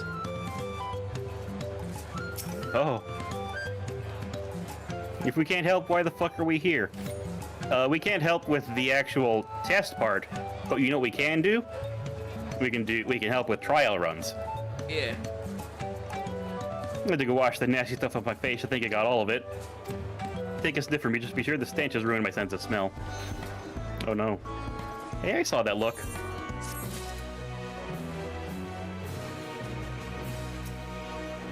Oh yeah. Alize does think Zorl's jaw is like Xenos, but Xenos was more arrogant. Hi, Aaronville.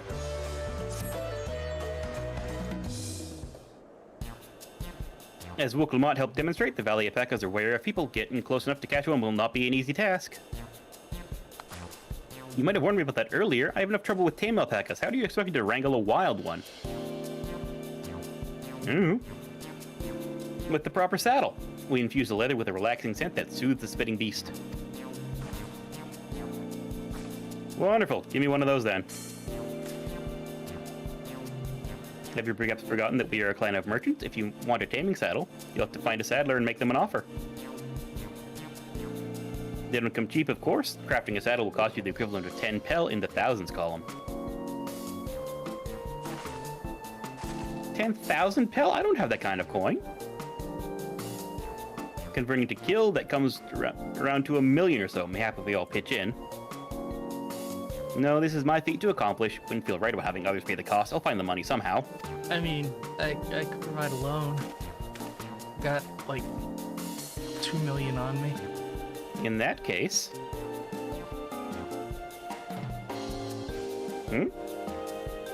Here's a single pel. That basket of wool is worth the sum you paid me earlier. 1 pel in the hundreds column. 100 pel. Beginning with wool, you can trade for ever more valuable goods until you have something suitable to bargain with for the saddle. Oh god. Oh, I see. Yeah. That's a nice gesture, but you think I can turn 100 pel into 1 million? That's 10,000 times more. We need 10,000 pel, not 1 million. So we're looking at 100 times more. Oh, right. I panicked and got confused with Alphino's million gil.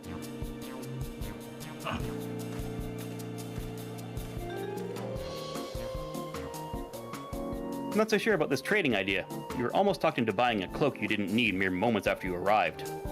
But I hate it when you're right. Then let me help you with your deal making. Hello again. Mablu. I work here as a ranch hand, but I've also learned a lot about the peddler profession. It's all right if I aid them now, yes? I guided the claimants toward the first step of the feat like you liked. Like you asked. As long as Wukulmat goes alone to capture alpaca, she is free to accept assistance from whomever she likes.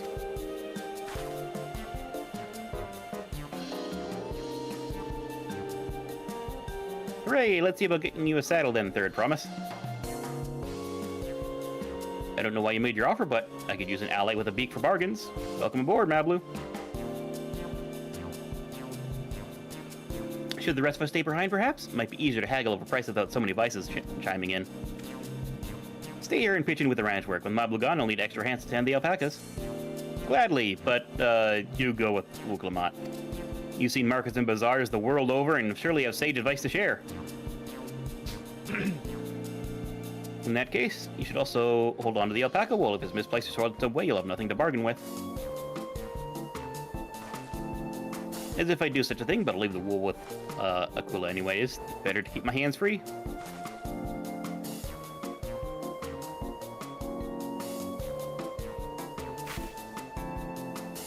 To begin, I suggest we try trading the wool to Havli, the saddler. He would accept the deal, of course, but gives us an aid on how much he accepts for his wares. You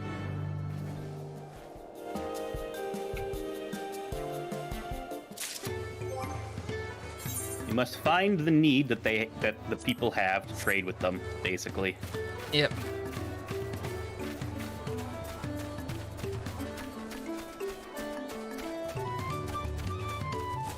The Ferengi River of Opportunity, or whatever it was called. Rule of acquisition number 57. Don't quote rules that you don't know how to quote. There's like 258 of the damn things or more now, and they're all written out. Rule of acquisition number 301. Fuck you, I got mine. How's that? See Brock acquire, Brock acquire. This is the guy who makes our saddles. Hello, guy who makes saddles. Something I can do for you? We've come to bargain. I have need of one of your special taming saddles to catch a wild alpaca. And how will you be paying for it? This fine basket of fine alpaca wool.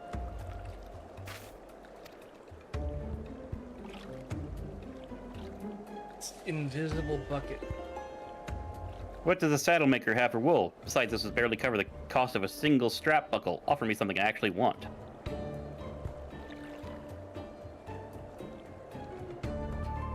And what might that be? Mezcal. I like to nurse a cup at day's end while I inspect my finished work. Bring me a jug of the quality stuff and you have yourself a deal. So, turn the wool into mezcal. Such mezcal can be had for only 5 pel in the thousands column.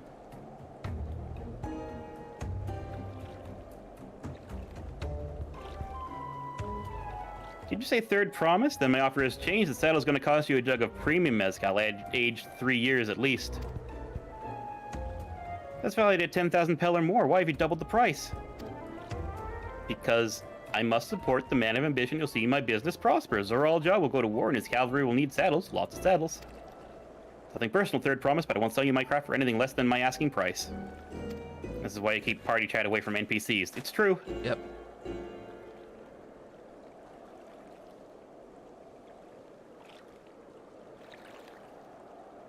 So, we asked a crafter in the group to do it instead. Can't say I blame him. I'm known for championing peace, and peace is unlikely to bring him more customers. Those of our grandparents' generation remember the dark days when the clans were at war. Many of these Pelu pray for your victory, Lamont. The younger ones, though, to them, strife and bloodshed are as children's stories. They think they're safe from these horrors and take the peace we now enjoy for granted. Still others are unsatisfied with this quiet prosperity and crave the future the second promise envisions. They've become obsessed with innovations like the dirigibles that have made trade swift and easy. Then you have those like Havli, convinced that the first promise's plans for conquest will afford them opportunities for great profit. What about you, Mablu? Aren't you of the younger generation? At least a year or two younger than me, I'd say. Oh, I was raised on the old tales. I've memorized the accounts of what it was like when the Yokai ruled our village. That's why I offered to help. I want you to become Dawn Servant, keep our nation going back to the way it was. It is a topical message, indeed. Well then, I better make sure I win the contest.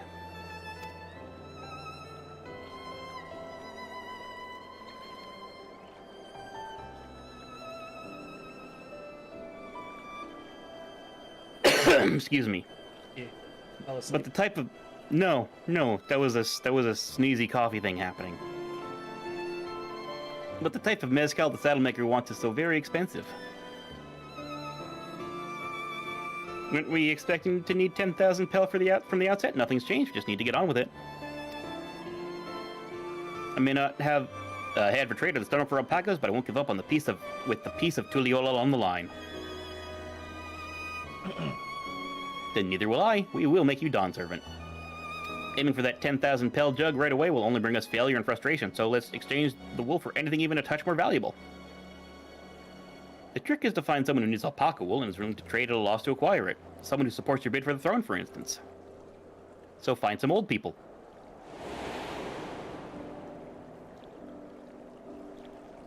Oh, that guy. Let's go find Buck. Knock. Bull knock. Bull knock. He went out of his way to see he agreed with my vision and was here to buy wool. I think I remember the direction he was going, but for now, let's head back to the road where we first met him.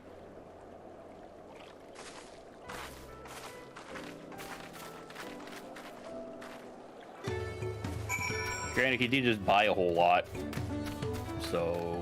Yeah, but he'll...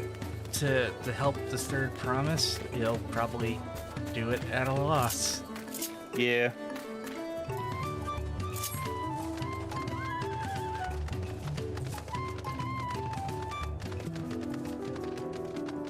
That guy's flying already.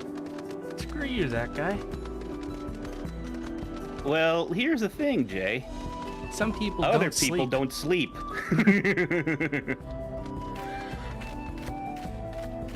Ooh, I like this music.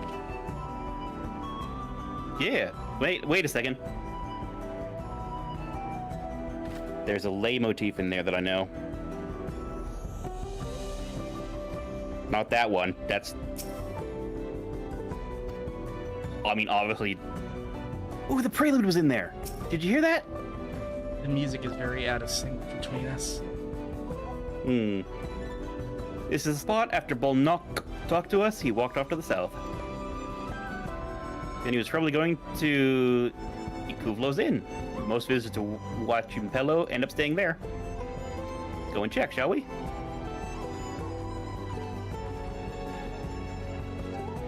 Current weather is snow. Oh.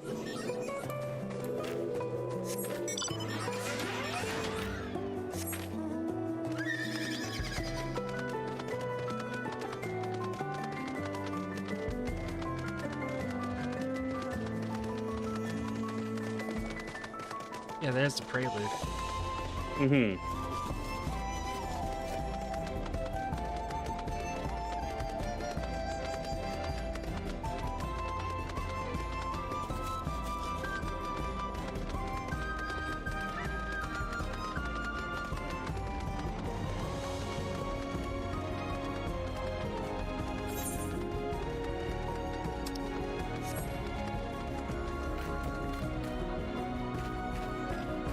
That does sound familiar.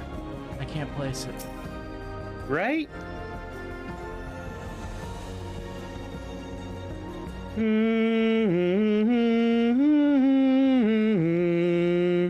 What's that from?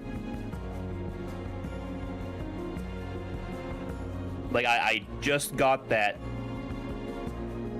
from the music. The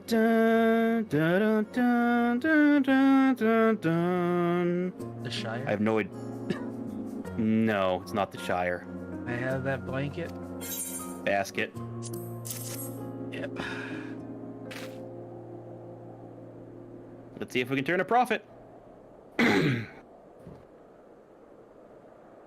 Bolnock. I'm glad we found you. Are you interested in making a trade?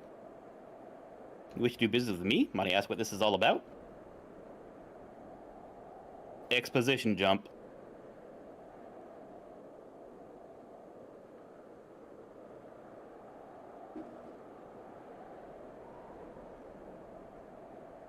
I see, so the goal is to turn that basket of wool into a jug of 3-year-old premium mezcal?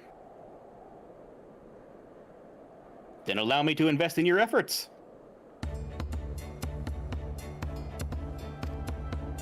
Peace in Tural is what allows me to freely cross the lands of my suppliers. Naturally, I'd prefer that one pledge to preserve that peace win the throne. Thus do I humbly offer this this wool poncho, a small token that I pray contributes to your victory. So the wool has been made into a poncho. That's a fine craftsmanship. A garment like that could easily fetch 5 pel in the hundreds column. That's very generous, Bolnock. Thank you. I promise I won't let you down. I have every faith in you, third promise. May fortune bless your future dealings. You know, I fought in Aldanthal once. Can't believe you quintupled your investment with your first deal. We're off to a spectacular start. As above, so below, only because Akula remembered our weaver friend. All I did was hand over the wool. That's not true. The connections you build with people are vital. This is one of the most fundamental precepts of trading, one which you've instinctively mastered. You think so? I know so. Now let's take our 500 pel poncho and trade it for something even more valuable. You take the poncho. If I lost it somehow, Aaronville would never let me hear the end of it.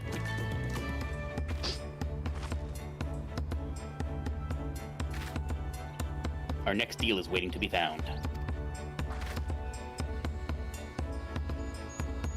Excellent trade. New graphic and everything.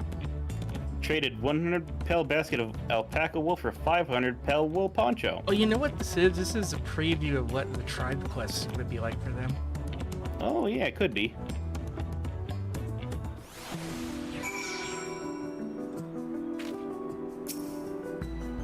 Oh, my stream is black. 1 second here. Allow me to just make sure that's a me problem. Should be. It was a me problem. We're good. Leveraging connections is a sound strategy, but we should also consider supply and demand. An individual in urgent need of good poncho will offer more than a merchant simply looking to stock his shelves. How do we know if someone needs a poncho? They aren't wearing one? They have a fabulous sense of style.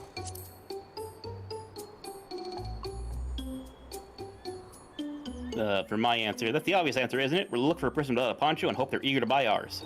It's a nice sturdy poncho, but the design is traditional. I don't think fashion is part of its appeal. But only those with a practical need would be interested. Yep, and then what you just said. Okay. We'll go find the demand for our supply. So where should we search for prospective buyers? Somewhere where it's cold. There are any number of places, but we could do worse than starting right here at the inn. There may be interested travelers.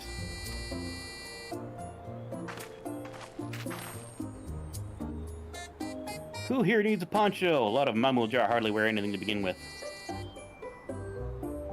Those are probably land guard or sellswords. Mamuljar are soldier for a living, prefer not to wear much above the waist. It hampers the movement. So even if they have bare shoulders, Mamuljar carrying arms can be struck off the list. Understood. Well, let's have a look-see here. Hey, Mablu, do you need a poncho? No. The hard-bitten Hubigo on the left is no. The resting Hubigo already has a poncho. Yeah. The sweaty Dopro has a weapon. It's the guy on the right, the disconcerted. Disconcerted Hubigo, yeah. No coat or cloak, but also no weapon. We might have ourselves a winner.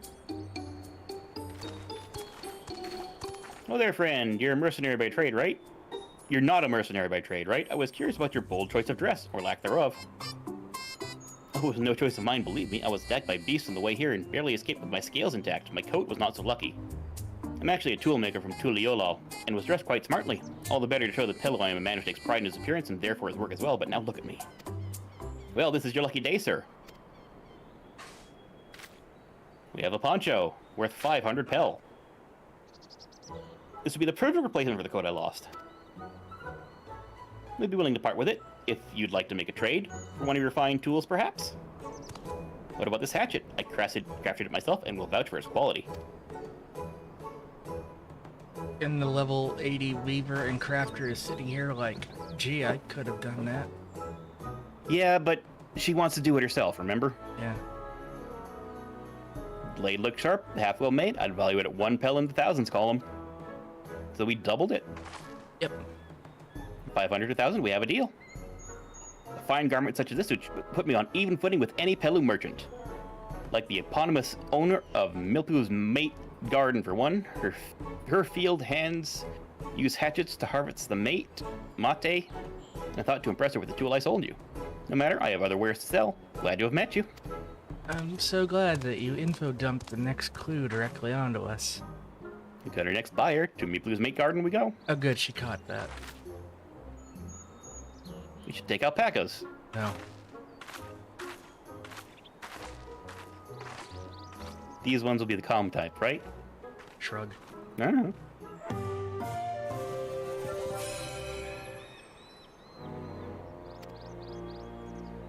Excellent trade. I bet you we can end up making not excellent trades. Yeah. Sometimes the GM needs to toss subtlety out the window, especially with content like this that may not be appealing to all the PCs. Yeah. Yeah. Sometimes you need to lift the screen and say, no, stop doing this. Here we go again, riding alpaca. Well done recognizing that tool maker as a potential customer. If you've in mind to change professions, you'd make an excellent merchant. I have people for that. Yeah. I have an entire island supply chain. Oh, yeah. Before we get moving, hold on to this. Hold on to the hatchet. Third promise, by the end of this, you will be immune to alpaca spit. Gross. With that, I suppose we top on the alpaca as Mablu has so kindly provided. Mounting up, begin the alpaca ride. Meow. Oh, look at him go. Up to the mate fields we go. Oh, we missed an aether current. Please don't spit. Please don't spit. These ones are accustomed to people. Still don't trust them. Look at that run animation. You have a knack for riding no matter what you say. Without our alpaca friends, we Peluk would never have become traveling merchants. Can you imagine walking all the way across to it all? You think we get one of these for hitting level 100 with every job? Probably. I swear that mountain is too tall to be real. Confirmed they're bunny horses. Bunny horses. Work or Zormor? Was that not the name? Yeah. A forbidding sight, isn't it? One I've never appreciated up close. There's a pineapple enemy over there. Take the long way around.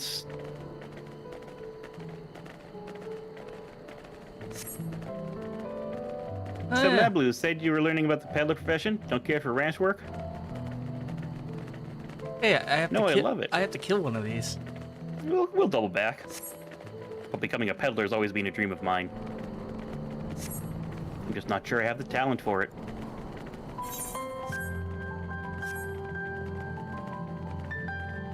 If I can help you by the taming saddle, that'll be proof I can do this after all.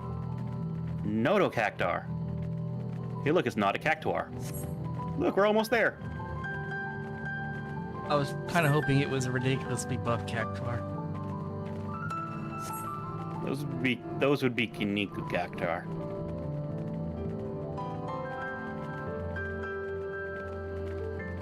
Those would be Sabo something, because that's Sabo Tender is their Japanese name.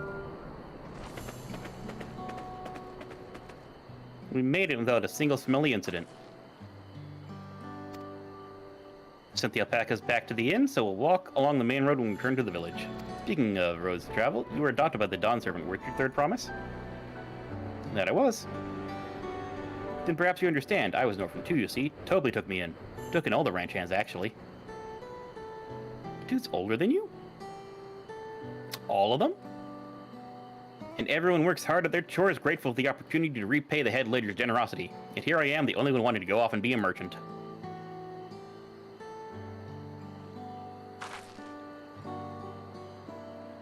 Don't know why I'm telling you this. We need to keep trading things for your saddle if you're to prepare for the feat of gold. It's mata harving season, and they can't have too many quality hatchets. Add that to Wuklamat's way with people, and we should have no trouble making a favorable deal. That's me, blew herself over there. Pass the hatchet to the third promise, and let's get to bargaining.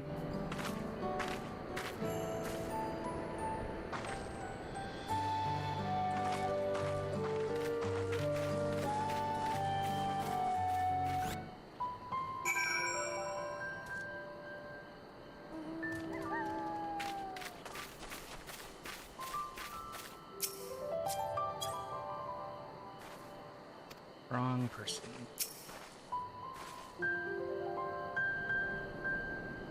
You have a little axe for me? There you go. Yes, it is little compared to your axe, isn't it? Let's see what we can get for it.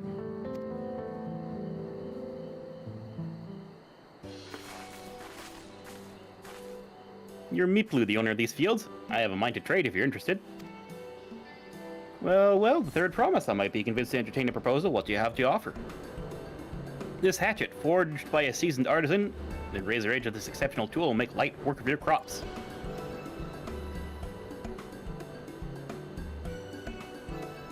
This quality is acceptable, I suppose. I offer you a large sack of mat leaves in exchange. A sack of mat leaves is valued at 1 petal in the thousands column, the same price as the hatchet. That brings us no closer to the mezcal. If I may, Mrs. Miplu, it's harvesting season, is it not? Does the demand for hatchets not afford them a higher value? It is indeed the season, which is why I procured an ample batch of tools well in advance. We missed the window for demand. In that case, we'll have to fall back on connections. Think of it this way.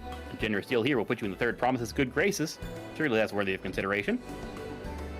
Do not wish to give offense, but I must tell you that I stand with the second promise. His innovations will improve every aspect of our lives, I believe, including farming.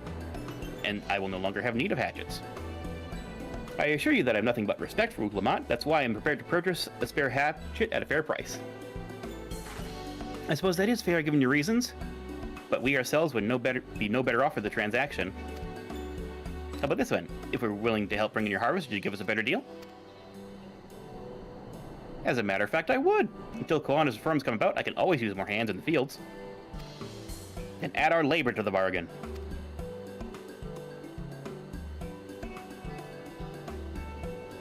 Added value to tip the scales. How could I have forgotten one of the most basic rules of trading? You can rest here if you like, Mablu. Kula and I have mate together. Oh no, I'm helping too. Off to the fields then, and mind you pick the healthy leaves. I'll take 5 good bundles from each of you. Yum. Off she goes. Nope. Manual labor time.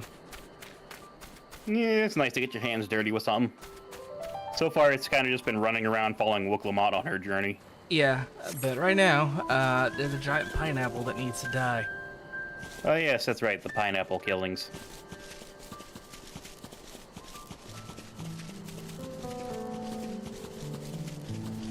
Fuck off, cactus. Pen, pineapple, apple, pen. Look at this guy's run animation. Yeah. We've had sabotenders show up before.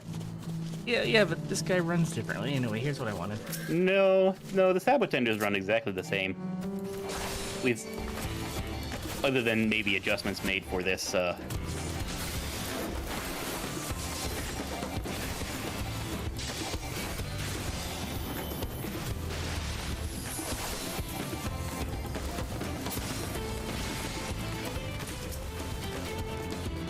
Did you need another one? Nope. Just the one. Yep. And I got 3 sacks of nuts for it. Yeah. That's a lot of nuts. No, it isn't.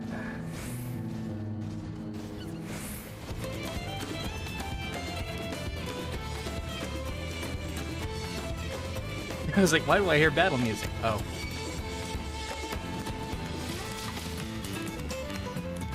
Oh, there's a thing up this hill.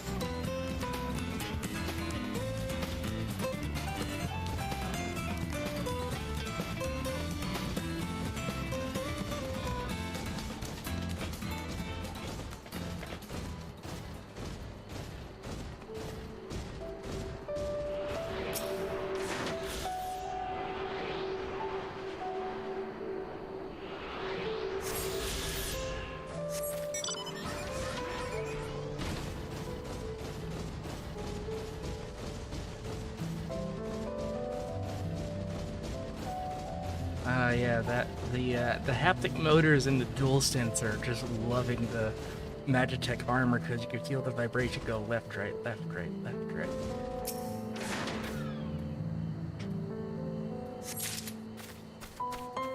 one. I'm sad we're not picking polygonal grapes. Man, I miss those grapes. We all do.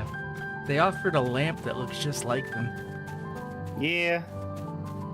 They definitely knew how to go in there on their little fun little romp. Yeah. So in the last expansion, there was this nice big like zoom in on a bunch of grapes, right? Because they're trying to show off like, oh yeah, cool, we're in a cool new place, and you know, the harvest season is coming in, and they got grapes. However, because of a little graphical glitch, they were showing the long distance resolution model up close. Yeah, hold on a And second. it was hilarious.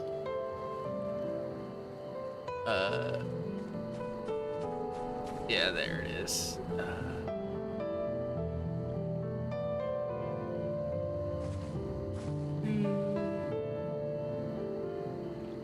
Yeah, these were the grapes. They're on screen now. Yeah. And so that's the exact same polygon that they used for something called etherite. And so etherite you can fill with ether, and so jokes are made like, man, they just fill up etherite with grapes. They did etherite on a grape, or orosite, that's what it was. Yeah. Your Leaves. Your leaves. Oh, we just did a leaf quest. An acceptable harvest. We'll see how your companions fared before making any decisions, though.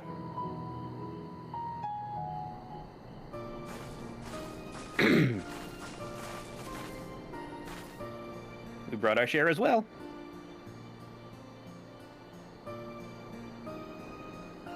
Thank you. This is more than enough to hold up your end of the bargain. Now it's time to honor mine, adding the value of your labor to the price of the hatchet. I give you one additional pelt.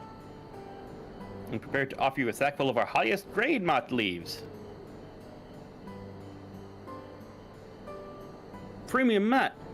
Bought at the shop, a sack of those leaves would cost no less than 5 pel in the thousands column. Then we can bid farewell to this hatchet.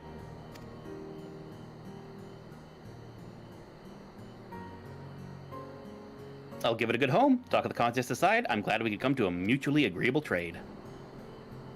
As am I. All the best with the rest of your harvest. Ciao.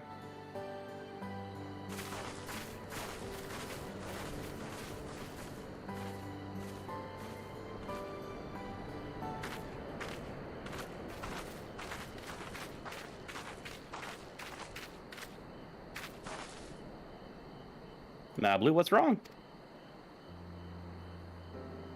As I was saying before, even after everything Toble's done for me, I'm planning to abandon it all and become a merchant. But then I needed your help after forgetting a basic rule of trade. How can I expect Toble to accept my decision then? You plan on just giving up?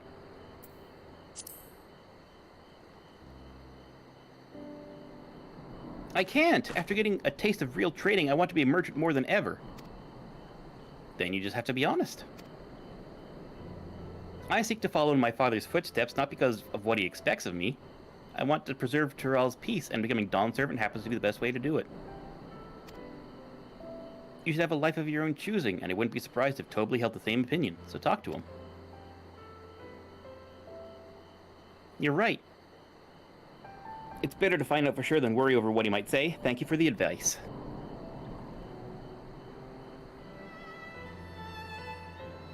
But first, we have a saddle to buy. I want that success under my belt so I can be sure of my decision. What's next, then? Try to trade our tea leaves for something halfway to 10,000 pel? No, I think we're close enough now. Let's go straight for the premium mezcal. Bargain our way to double the value, eh? Think you can do it? Trust me, I'll make this trade work. I admire your third promise. You're holding your own against such strong competition for the throne is inspiring. Am I really holding my own against Koana and Zeralja?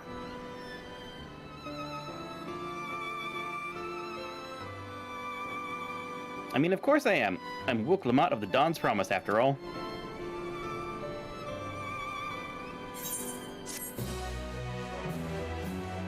Girl. Angry. Don't be so Genki.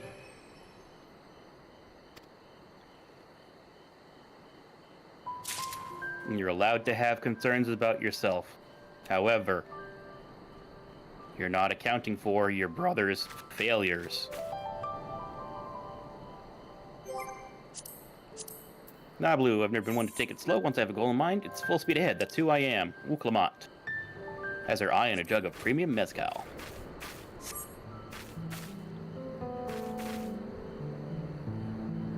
Is there a particular reason why you're doing the dance?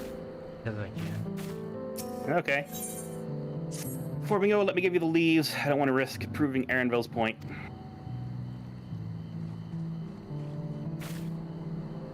Ready then? Our next stop is the distillery.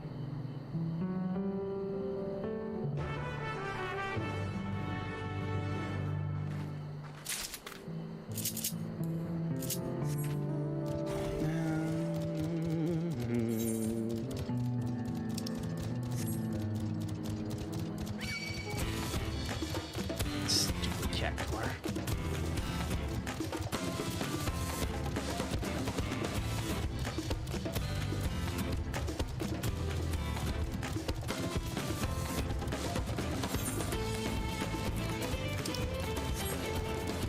You said somewhere around here you saw an user current?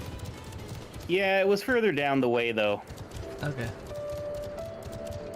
It was actually kind of close to where we started on the travel.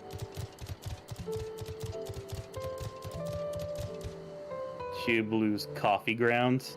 Okay, that's a pretty good joke. Is that... Northwest from here. No. Hey, Iggy, where are you? Oh, you're up north. Okay. Yeah, I've been following the path. Yeah, I followed the main road.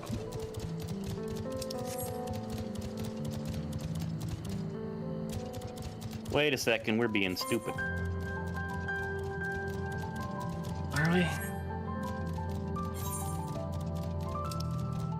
Oh, yeah, the place is called Coffee Grounds. It's funny. Blue, what you gotta say? No, those aren't ether currents, they're just weird puffballs. You're not gonna accept my teleport? I am now. I'm just trying to figure out what those balls were.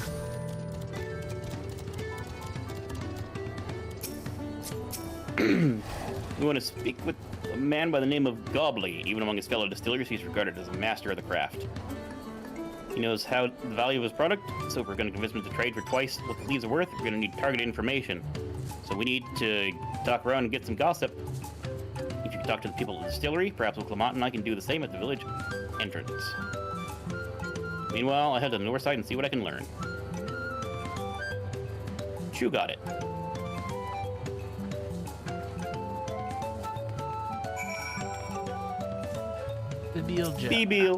Bibil. I'm a chef from Tuliolo. I often come here to buy Gobley's mezcal, the finest in Tyrell, according to my customers. He always brings out a jug during our dealings, but I can't handle stuff too well for myself. I take small steps, not wanting to be impolite, you understand, but I still end up so addled as to agree to whatever price he quotes me. It would be nice to have less potent refreshments during such conversations. Else I might have to seriously reconsider our arrangements. He likes to get people drunk so he can get a better deal. Sugli. Gobley might be a deft hand at distilling, but he's got no sense when it comes to appearances. Rumor has it he's been invited to the palace for business negotiations. If he presents himself to the court wearing his usual rumpled attire, he'll be left out of sun perch. Ah.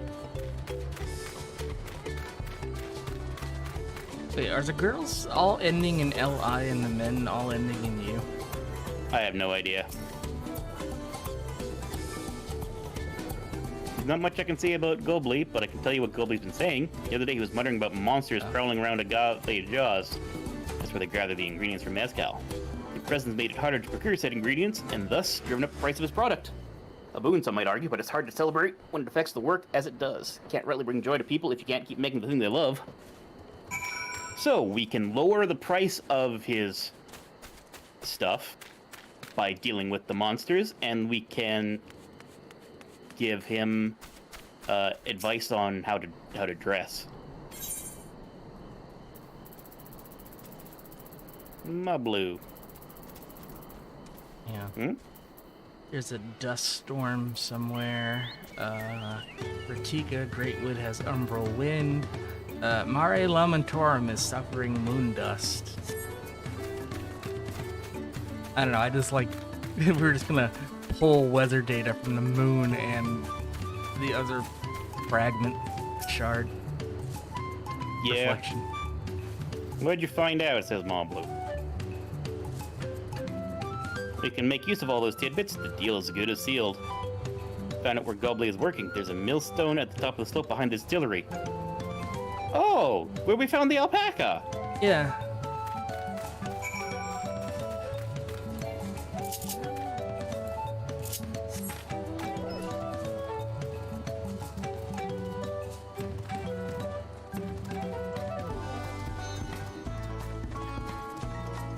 Go, Minfilia dog. Minfilia dog? Yeah. You never noticed that? Noticed what? You didn't see the mount I was riding? Yeah, I know the dog you're talking about. Oh. Why Minfilia? I can't get out of this conversation to show you, so continue the conversation. You have business with me, madam? Why don't we talk down below so as not to distract the alpaca from his work? Okay. Damn it. I mean... Hold up. Is it just because they're both blonde? No, I'll show you.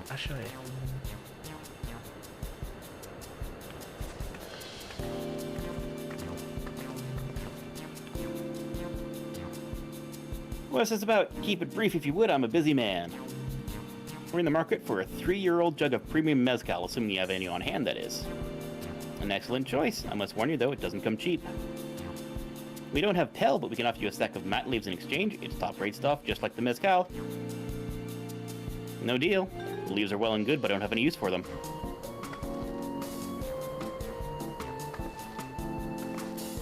No deal, just like that? Still, I'd hate to send you away empty-handed. Why don't we sit and chat over a cup of mezcal? Now the real bargaining begins. Which of your cards do you wish to play first? The monsters in the field? I would play the distaste for strong drink. Okay.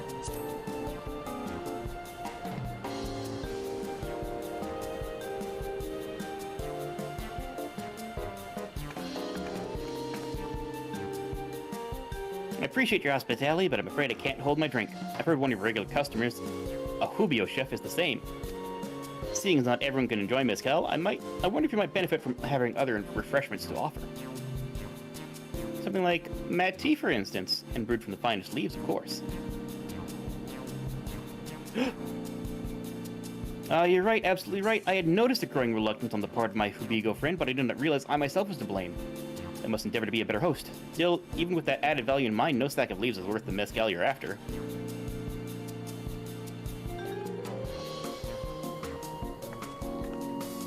Should we offer to call the monsters causing them trouble? Not yet. Keep that card up our sleeve until we need it. As I suspect you're aware, the rite of succession is currently taking place. That's why the third promise has graced us with her presence. When the contest is decided, the subsequent ascension ceremony and banquet will be a prestigious affair. If your mezcal would be served there, it would bring your distillery immeasurable fame. Wait, could it be that your invitation to the palace is to discuss that very possibility? As a matter of fact, yes, I admit I'm still reeling from the abruptness of it all. It would be a great honor and opportunity if I can secure the deal. Well, I should think your exceptional mezcal would speak for itself. That said, there's no such thing as being too prepared, and the first impressions last. You want to be wearing your very best when you walk into Volok Shunsa.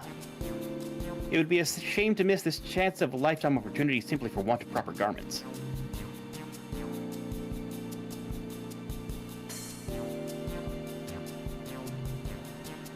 that would... Are you saying you have garments to offer? Something ideal for port? We have no garments on hand, I'm afraid, but we can provide you with the next best thing, an introduction to a weaver. His name is Bolnok, and his works are highly regarded in Tuliyolau.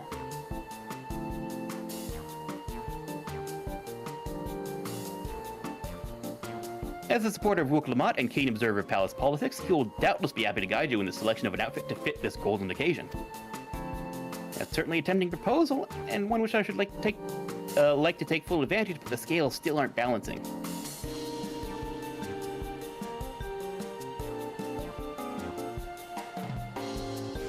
Say, weren't those monsters running amok in Agave Jaws? That's a problem we could easily solve for you.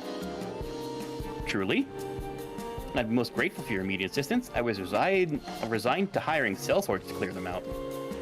Factoring in that saved expense and an introduction to a trusted weaver, this is shaping up to be a sound bargain. All right, you have a deal. I knew you'd come around. Give us a moment, and we'll take care of those prowling nuisances. She's bloodthirsty, she is. In the meantime, I'll use the time to pen an introductory letter to Bolnok. The fields you're looking for are just north of Wachunpelo. Be safe. Oh my goodness. All these names. Yeah. It's like the start of the game again. What the fuck is an Ulda? How am I supposed to pronounce that? Limsa Lominsa? Limse Lominse. Merlvib Bloesvime.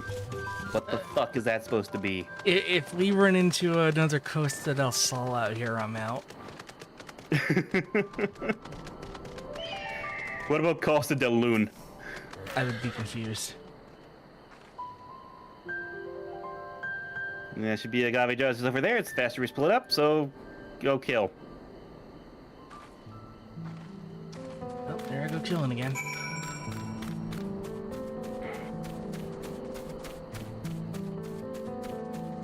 Nope, there's one here.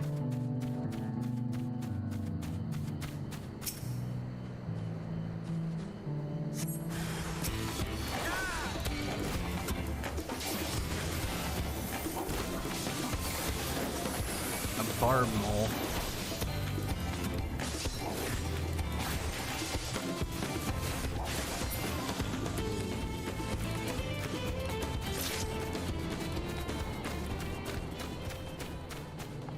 I'll get this one, you get that one.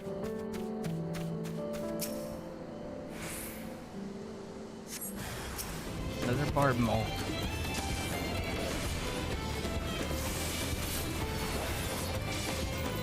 Oh, I can't do this one with that one thing. They changed it. Oh, you got it.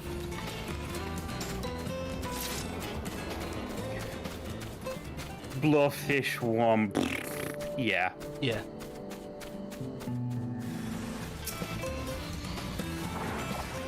I mean, literally the only problem with it is the matter of Welsh having different vowels.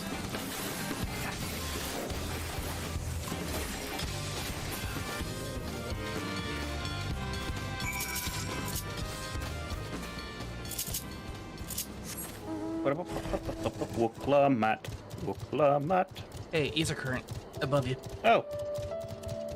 Compared to the creatures I hunted with Papa, this is no challenge at all. Let's head back to the distillery. All that's left is give Mablu the sack of leaves so she can seal the deal. Yep. I'll do that in a second. Yep, I was just reading it out loud so you didn't have to.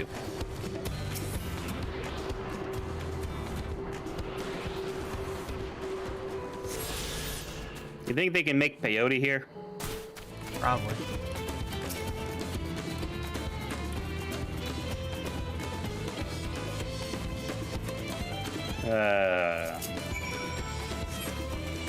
Cactus juice. It'll quench ya. It's the quenchiest. Need a hand up there? Yeah, I got it. Alright. All I had to do was hit it. Until it died.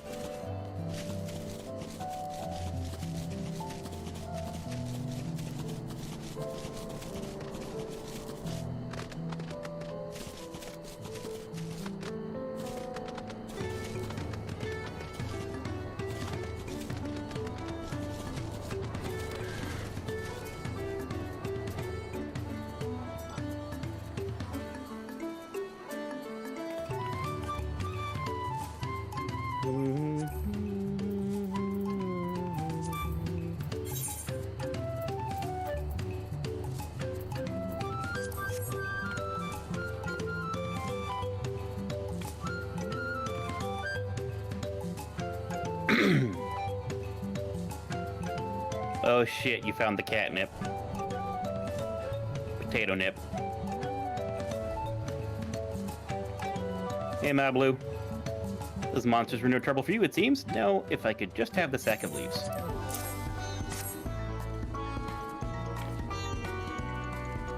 Thank you for looking after our precious trading goods.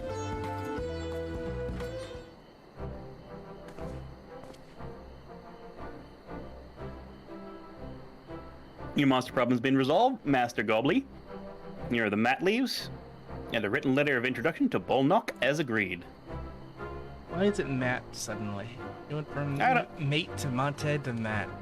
Because I don't understand what the word is, so I'm just gonna make sure I say it wrong in all the possible ways. Matey is gonna be next.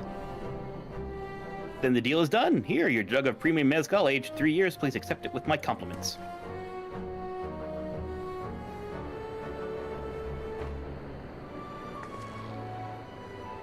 Finally, we have it. Great work, especially you, Mablu. You were the one that inspired me to come this far, Third Promise, but let's not celebrate until we have the saddle in hand. Mablu, is it? You drive a hard bargain, young peddler. I look forward to doing business with you in the future. Thank you, but truth be told, I'm just a ranch hand for now. Should I ever become a proper merchant, though, I'll be back to strike more deals with you.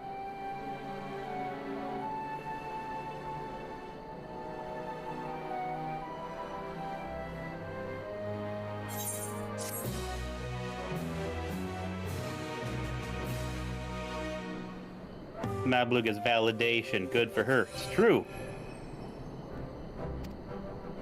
Success. We got it.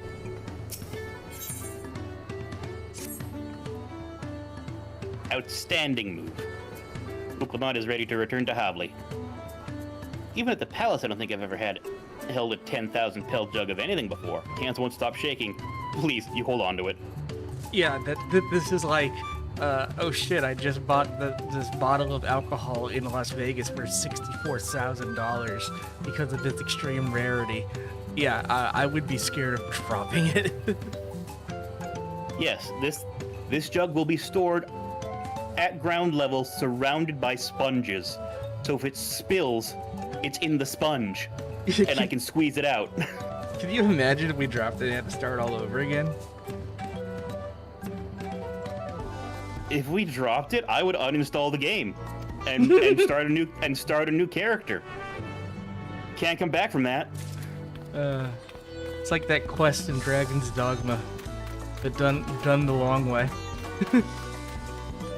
Oh God, yeah. I saw someone do it. I believe it.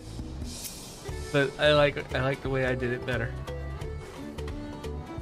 This is the trade we've been working towards. Here's the mezcal. Why don't I just hand it directly to the person and not to you? Oh, well we're fucked.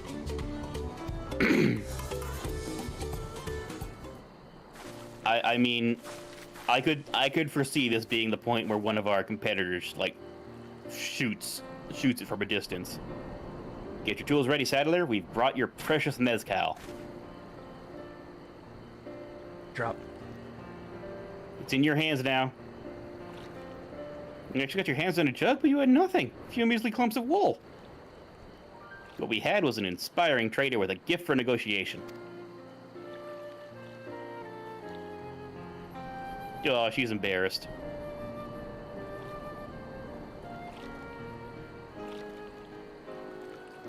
That would involve the competitors having the slightest idea of what you're doing and why. That's true. Although I'd sooner aid no claimant but Zoralja, I cannot go against the guiding principles of the Pelu Pelu. And if you said no, I'd kill you and take it. Trade is a fair one. I'll craft your saddle, Third Promise. Great. Stay and wait if you like. I have all of the requisite material, so it won't take long.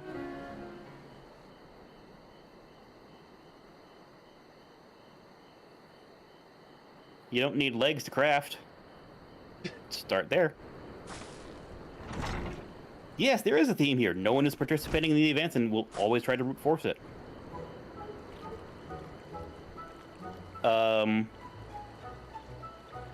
I mean, second promise in the first one was legitimate, because like he saw the problem and went about it his own way. But the other two, yeah, they're just trying to brute force it. Here's your commission. Please give me a tip on coffee.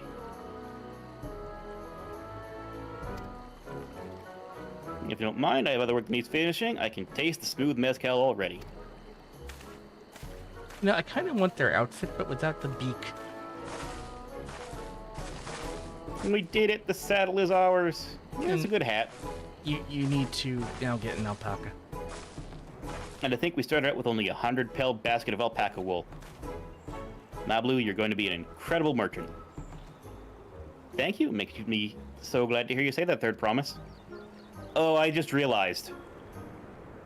So gil is equivalent to yen in value, and pel is equivalent to dollars in value. Yeah. Okay, let's return to the ranch. The others will be waiting. Feat accomplished. Taming saddle.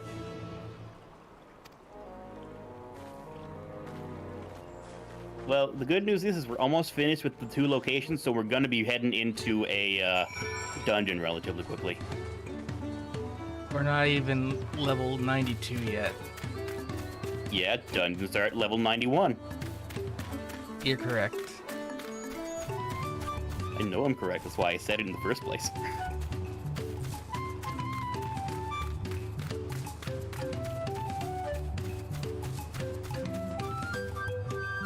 Merm herm.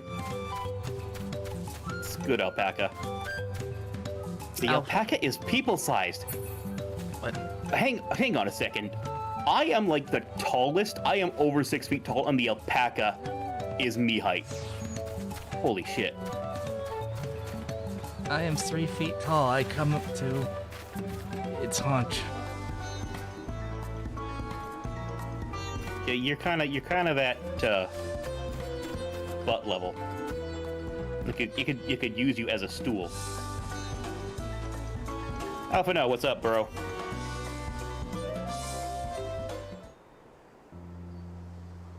You've acquired the saddle then? In no small part, thanks to Mablu.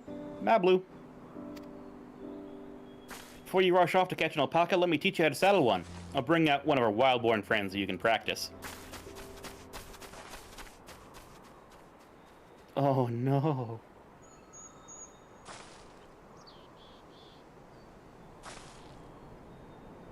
I know, this is something I need to learn.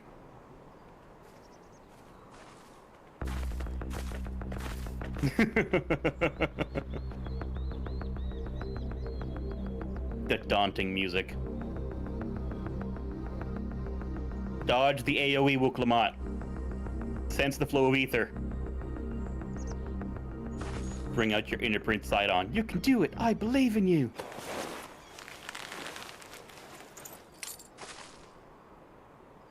Great sunken gods, I did it!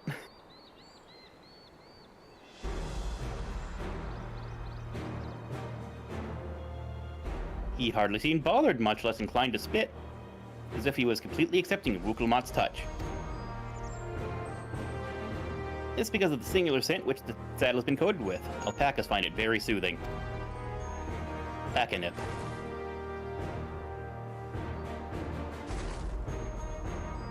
You know, I've never taken a good long look at one of you before, but you're actually kind of cute. You're only just now noticing that? Zaralja, he's back. Excuse me? Having done exactly what he set out to do. Is it just me or is that alpaca glowing? I've heard tales of such a beast. They say the golden alpaca lives a solitary existence deep in the valley, where it shuns the company of both man and its own kind.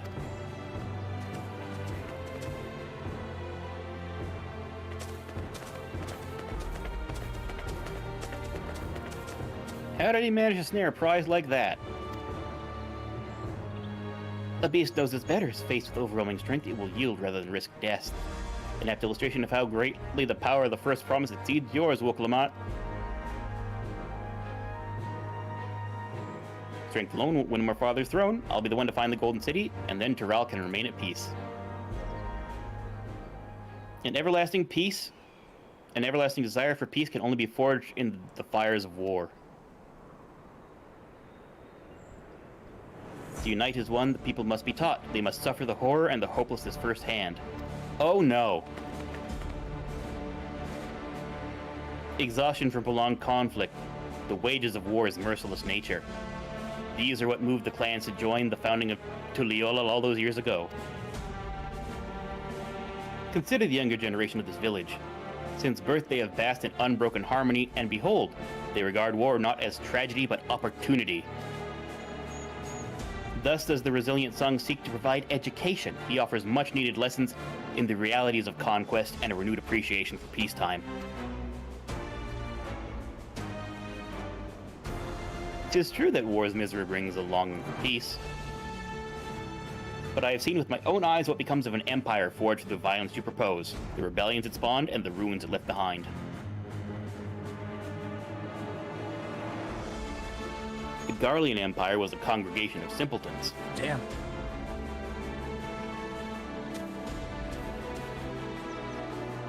The oppressed fought back against their oppressors, as well they should. Men are not beasts. Only a fool would seek to rule over all with the threat of force alone. This is why Gulul Jaja did not elevate the Mamul Jah, why he treated all clans with equal respect. However, the first promise has his gaze fixed upon more distant horizons. He would unite not only Tuliyollal, but the star in its entirety. What? Why? I need not explain myself to you.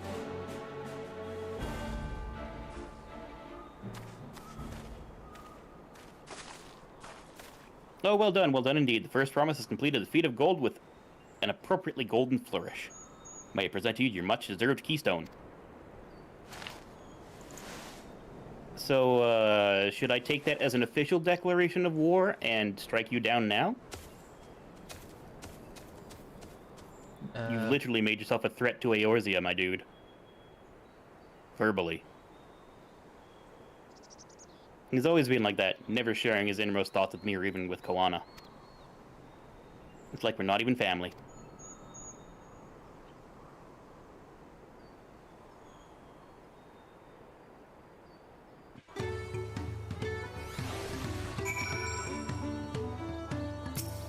Hey, Wook. I'll ponder Zeraljaw later and his mysteries later. Right now, I need to think about finishing the feat of gold. I have my saddle, I practice how to use it, so lead us on to where the wild alpacas roam. Valley of Orkunkana is northwest of here. Come on. Even if we can't enter ourselves, we'll see her off onto the hunt.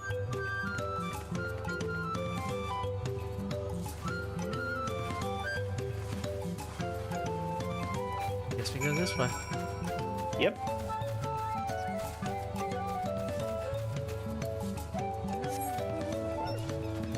Okay.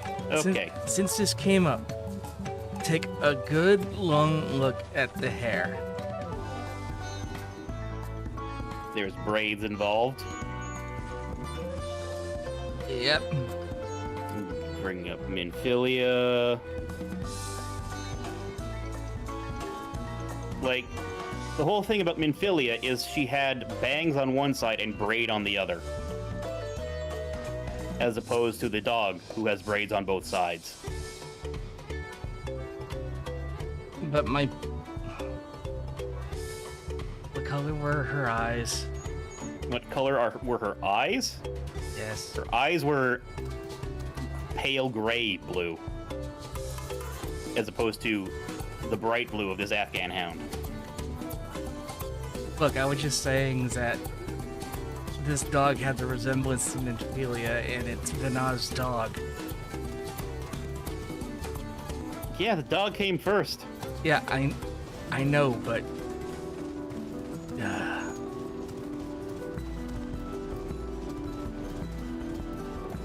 I accept your statements of, yes, it's got blonde hair and blue eyes. I agree with this. But their hair is not identical.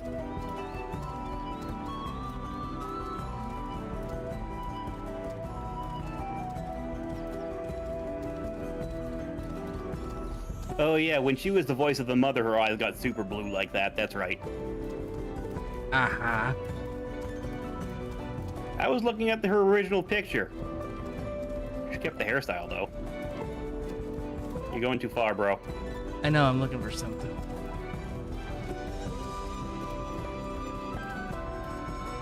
Nope, just alpaca.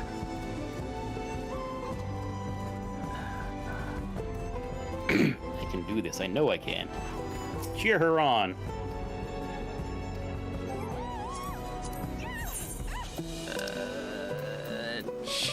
Rally. Psych. Cheer.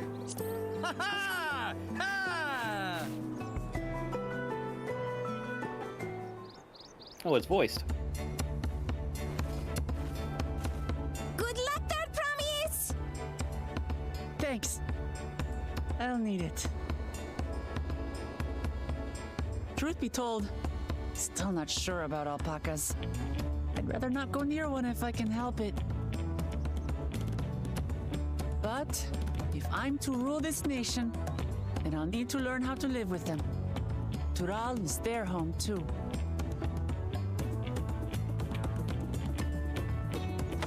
Right. I'm off.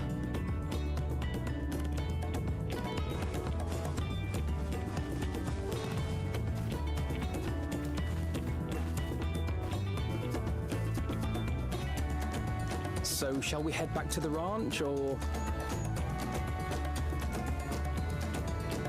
I'm staying here. As will I. Wooklamart is alone in this. The least we can do is stand watch and await her return.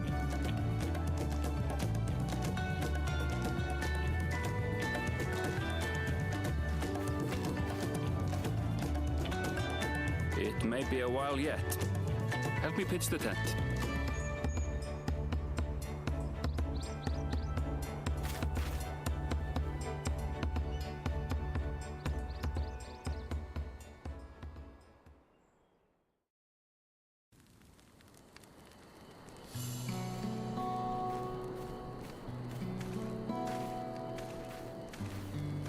Trust a gleaner to come prepared for anything. What's a gleaner? Someone whose job it is to travel the world and procure uncommon things for their employers. Erenville specializes in finding animals, I believe.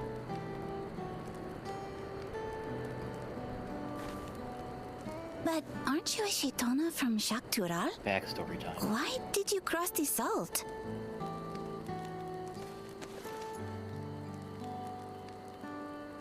When I was much younger, the thought of leaving Tural never even occurred to me. But then, some years ago, my mentor tasked me with a difficult hunt. Something I could never find, she said, so long as I clung to the familiar. She suggested that I leave home, leave Tural, and join the Gleaners of Sharlian. As one of their number, I could experience the world, immerse myself in myriad cultures and customs, see the many faces of nature. And once I had learned what is truly important, I would find that which I seek. My younger self took those words to heart, and off I went to become a gleaner. Her words alone moved you to leave behind everything you'd ever known? You must have great respect for your mentor. As it happens, gleaner work was much to my liking, and I all but forgot why I had pursued it in the first place. Yet, events conspired to put me back on the trail I'd abandoned. Wait, are you saying you were tasked with finding the City of Gold? I was. And though my hunt is now entangled with the right of succession, I mean to see it through. Well then, I understand completely. We all have our reasons for seeking the Golden City. Which is all the more reason for us to work together. Just so.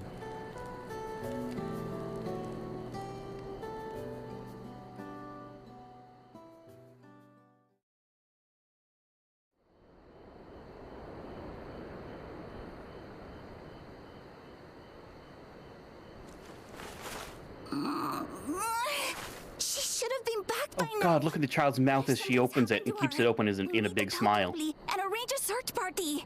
It's like the void is in there. Wait. Do you hear that?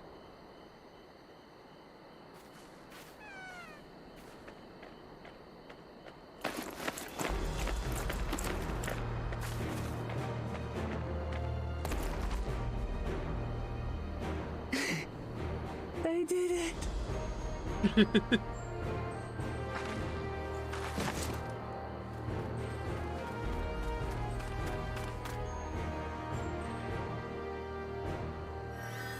I think we just kind of hung around the Utterly fire. spent. And small wonder. Yeah. Bunny horse acquired. Well done, Third Promise. The ranch isn't going anywhere. Just in the tent.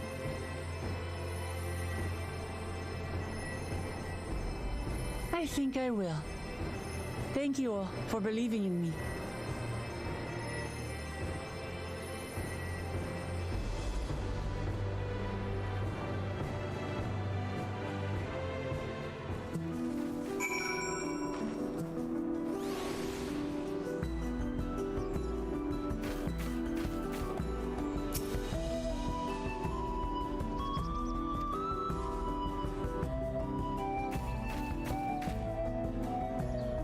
My blue. I'm so relieved the third promise came back to us safely.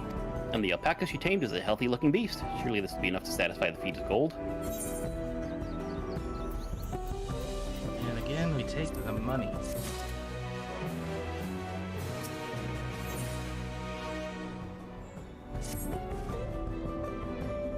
Ma Blue is minded to rush ahead to the village. Wuklamat still seems a bit unsteady on her feet, hardly surprising if she spent the night chasing alpacas. You know what will melt away fatigue like magic, though? Matey tea. I believe it's mate. Okay. I'll run to the ranch and get a pot brewing. That way you can take your time, and the tea will be ready when you arrive.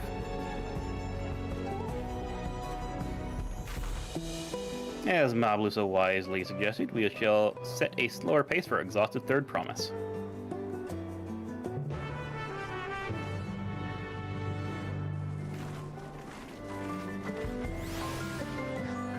Meanwhile, the smart ones in the party just teleport.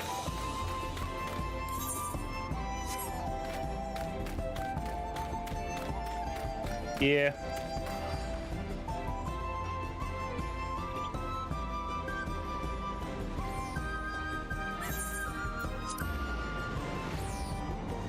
The smarter ones wait and go for free.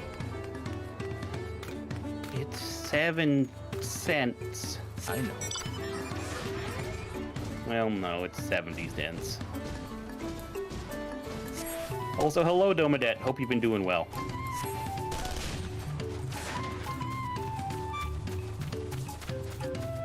Mob Blue.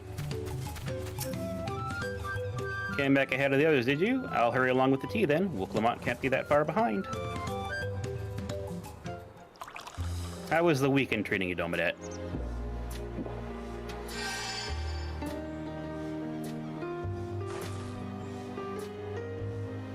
Oh, that tea is really magical. I feel better already. I see you've become more comfortable around our fuzzy friends. Watching this one taught me a lot about alpacas. What grasses and fruits they eat, what sounds they react to, their adorable little quirks. I guess I've grown kind of fond of them.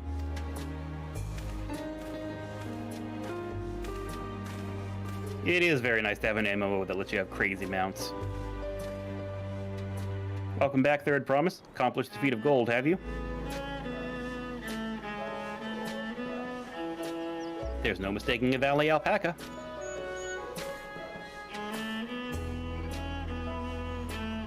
I commend you on your success. Well done.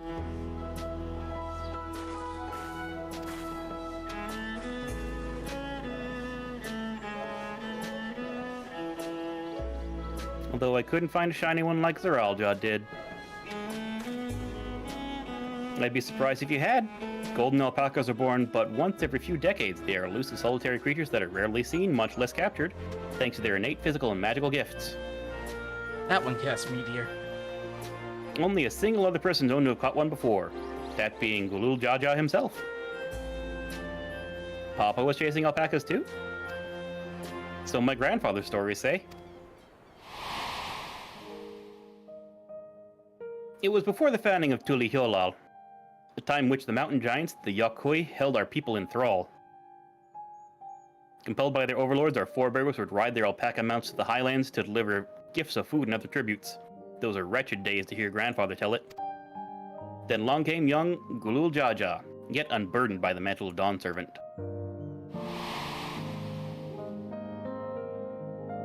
Our people were amazed by this imposing two-headed figure, equal to the Yokoi in stature, and puzzled by his entourage of mismatched companions. Some trembled in fear, believing a new conqueror had come. Yet Gulul Jaja showed no such inclinations. He sat and spoke with us, sipping from the cups of mate tea that we offered him, and grew somber when he learned of our plight.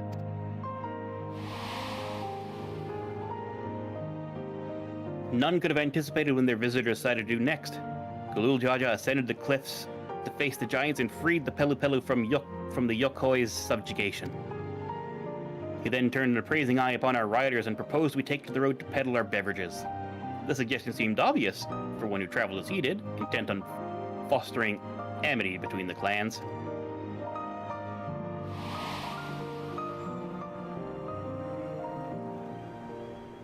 So it was that a few words from Gulul Jaja transformed us into a clan of itinerant merchants.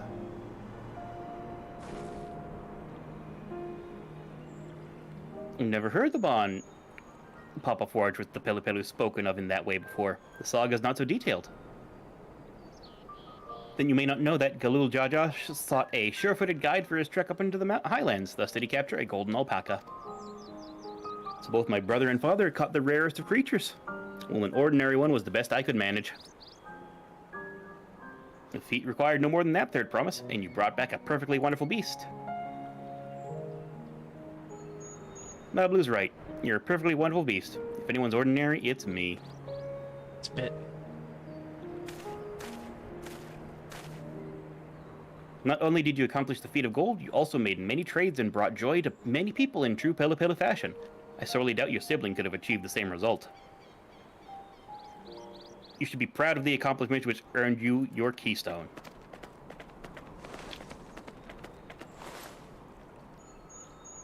Wasn't that a different color from the one that he gave?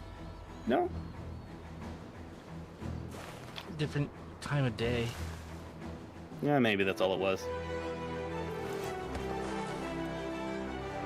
We got the Cascade badge. 5 more to go.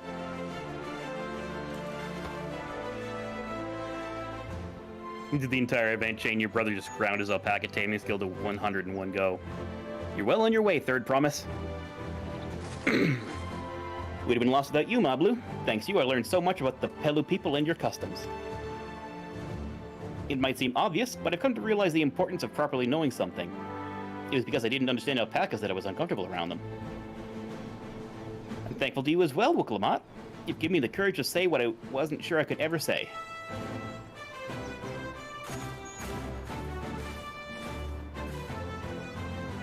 Tobli, I want to leave the ranch and become a merchant. I appreciate everything you've done for me, and I've loved every moment caring for the alpacas. But this is something I need to do. I need to walk my own path and make my own trades.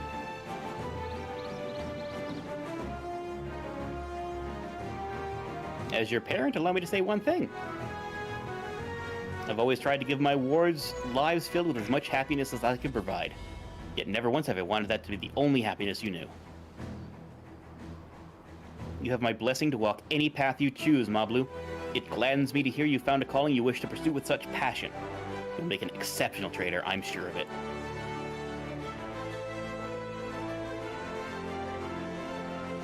Thank you, Tobli. What did I tell you, Mablu?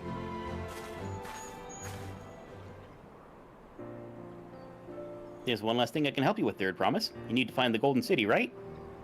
That's the end goal. Then I suggest you talk to the Yokoi.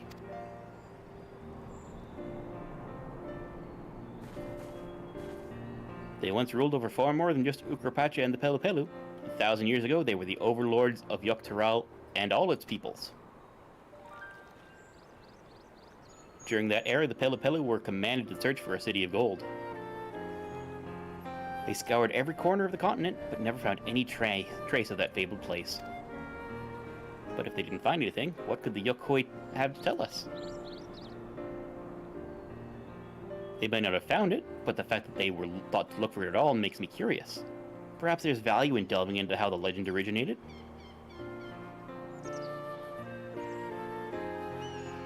We lose nothing from asking the question, besides if we're determined to follow the path of the saga. We'll be visiting the giants eventually.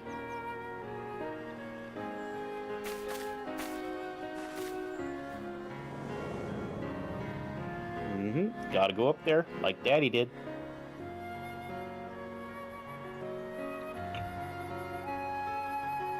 Oh, Cryo, I have a question I've been meaning to ask since we finished with Feat. Where did you acquire that earring? My earring? Do you recognize it? Yes, pieces just like it first became fashionable in Yokteral 20 years ago. Since then, it's become common to wear one as a charm for safe travel. 20 years ago, right around the time my grandfather made his journey. Yet the Dawn servant implied the earring was connected to the Golden City in some way. Surely there's more to its significance than simple fashion. If you want to know how it first came to be crafted, I could try to find out.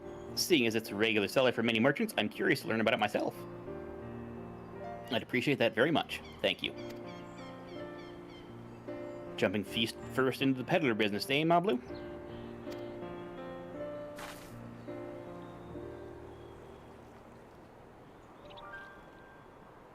Right then, 2 keystones down. Let's head back to Tuliolo and plan our next move.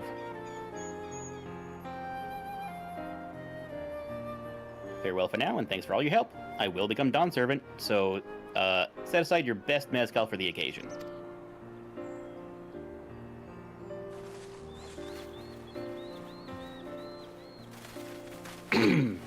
She has a fearsome opponent in that brother of hers. He even brought a golden alpaca to heal. But you've heard Zoralja's supporters talk.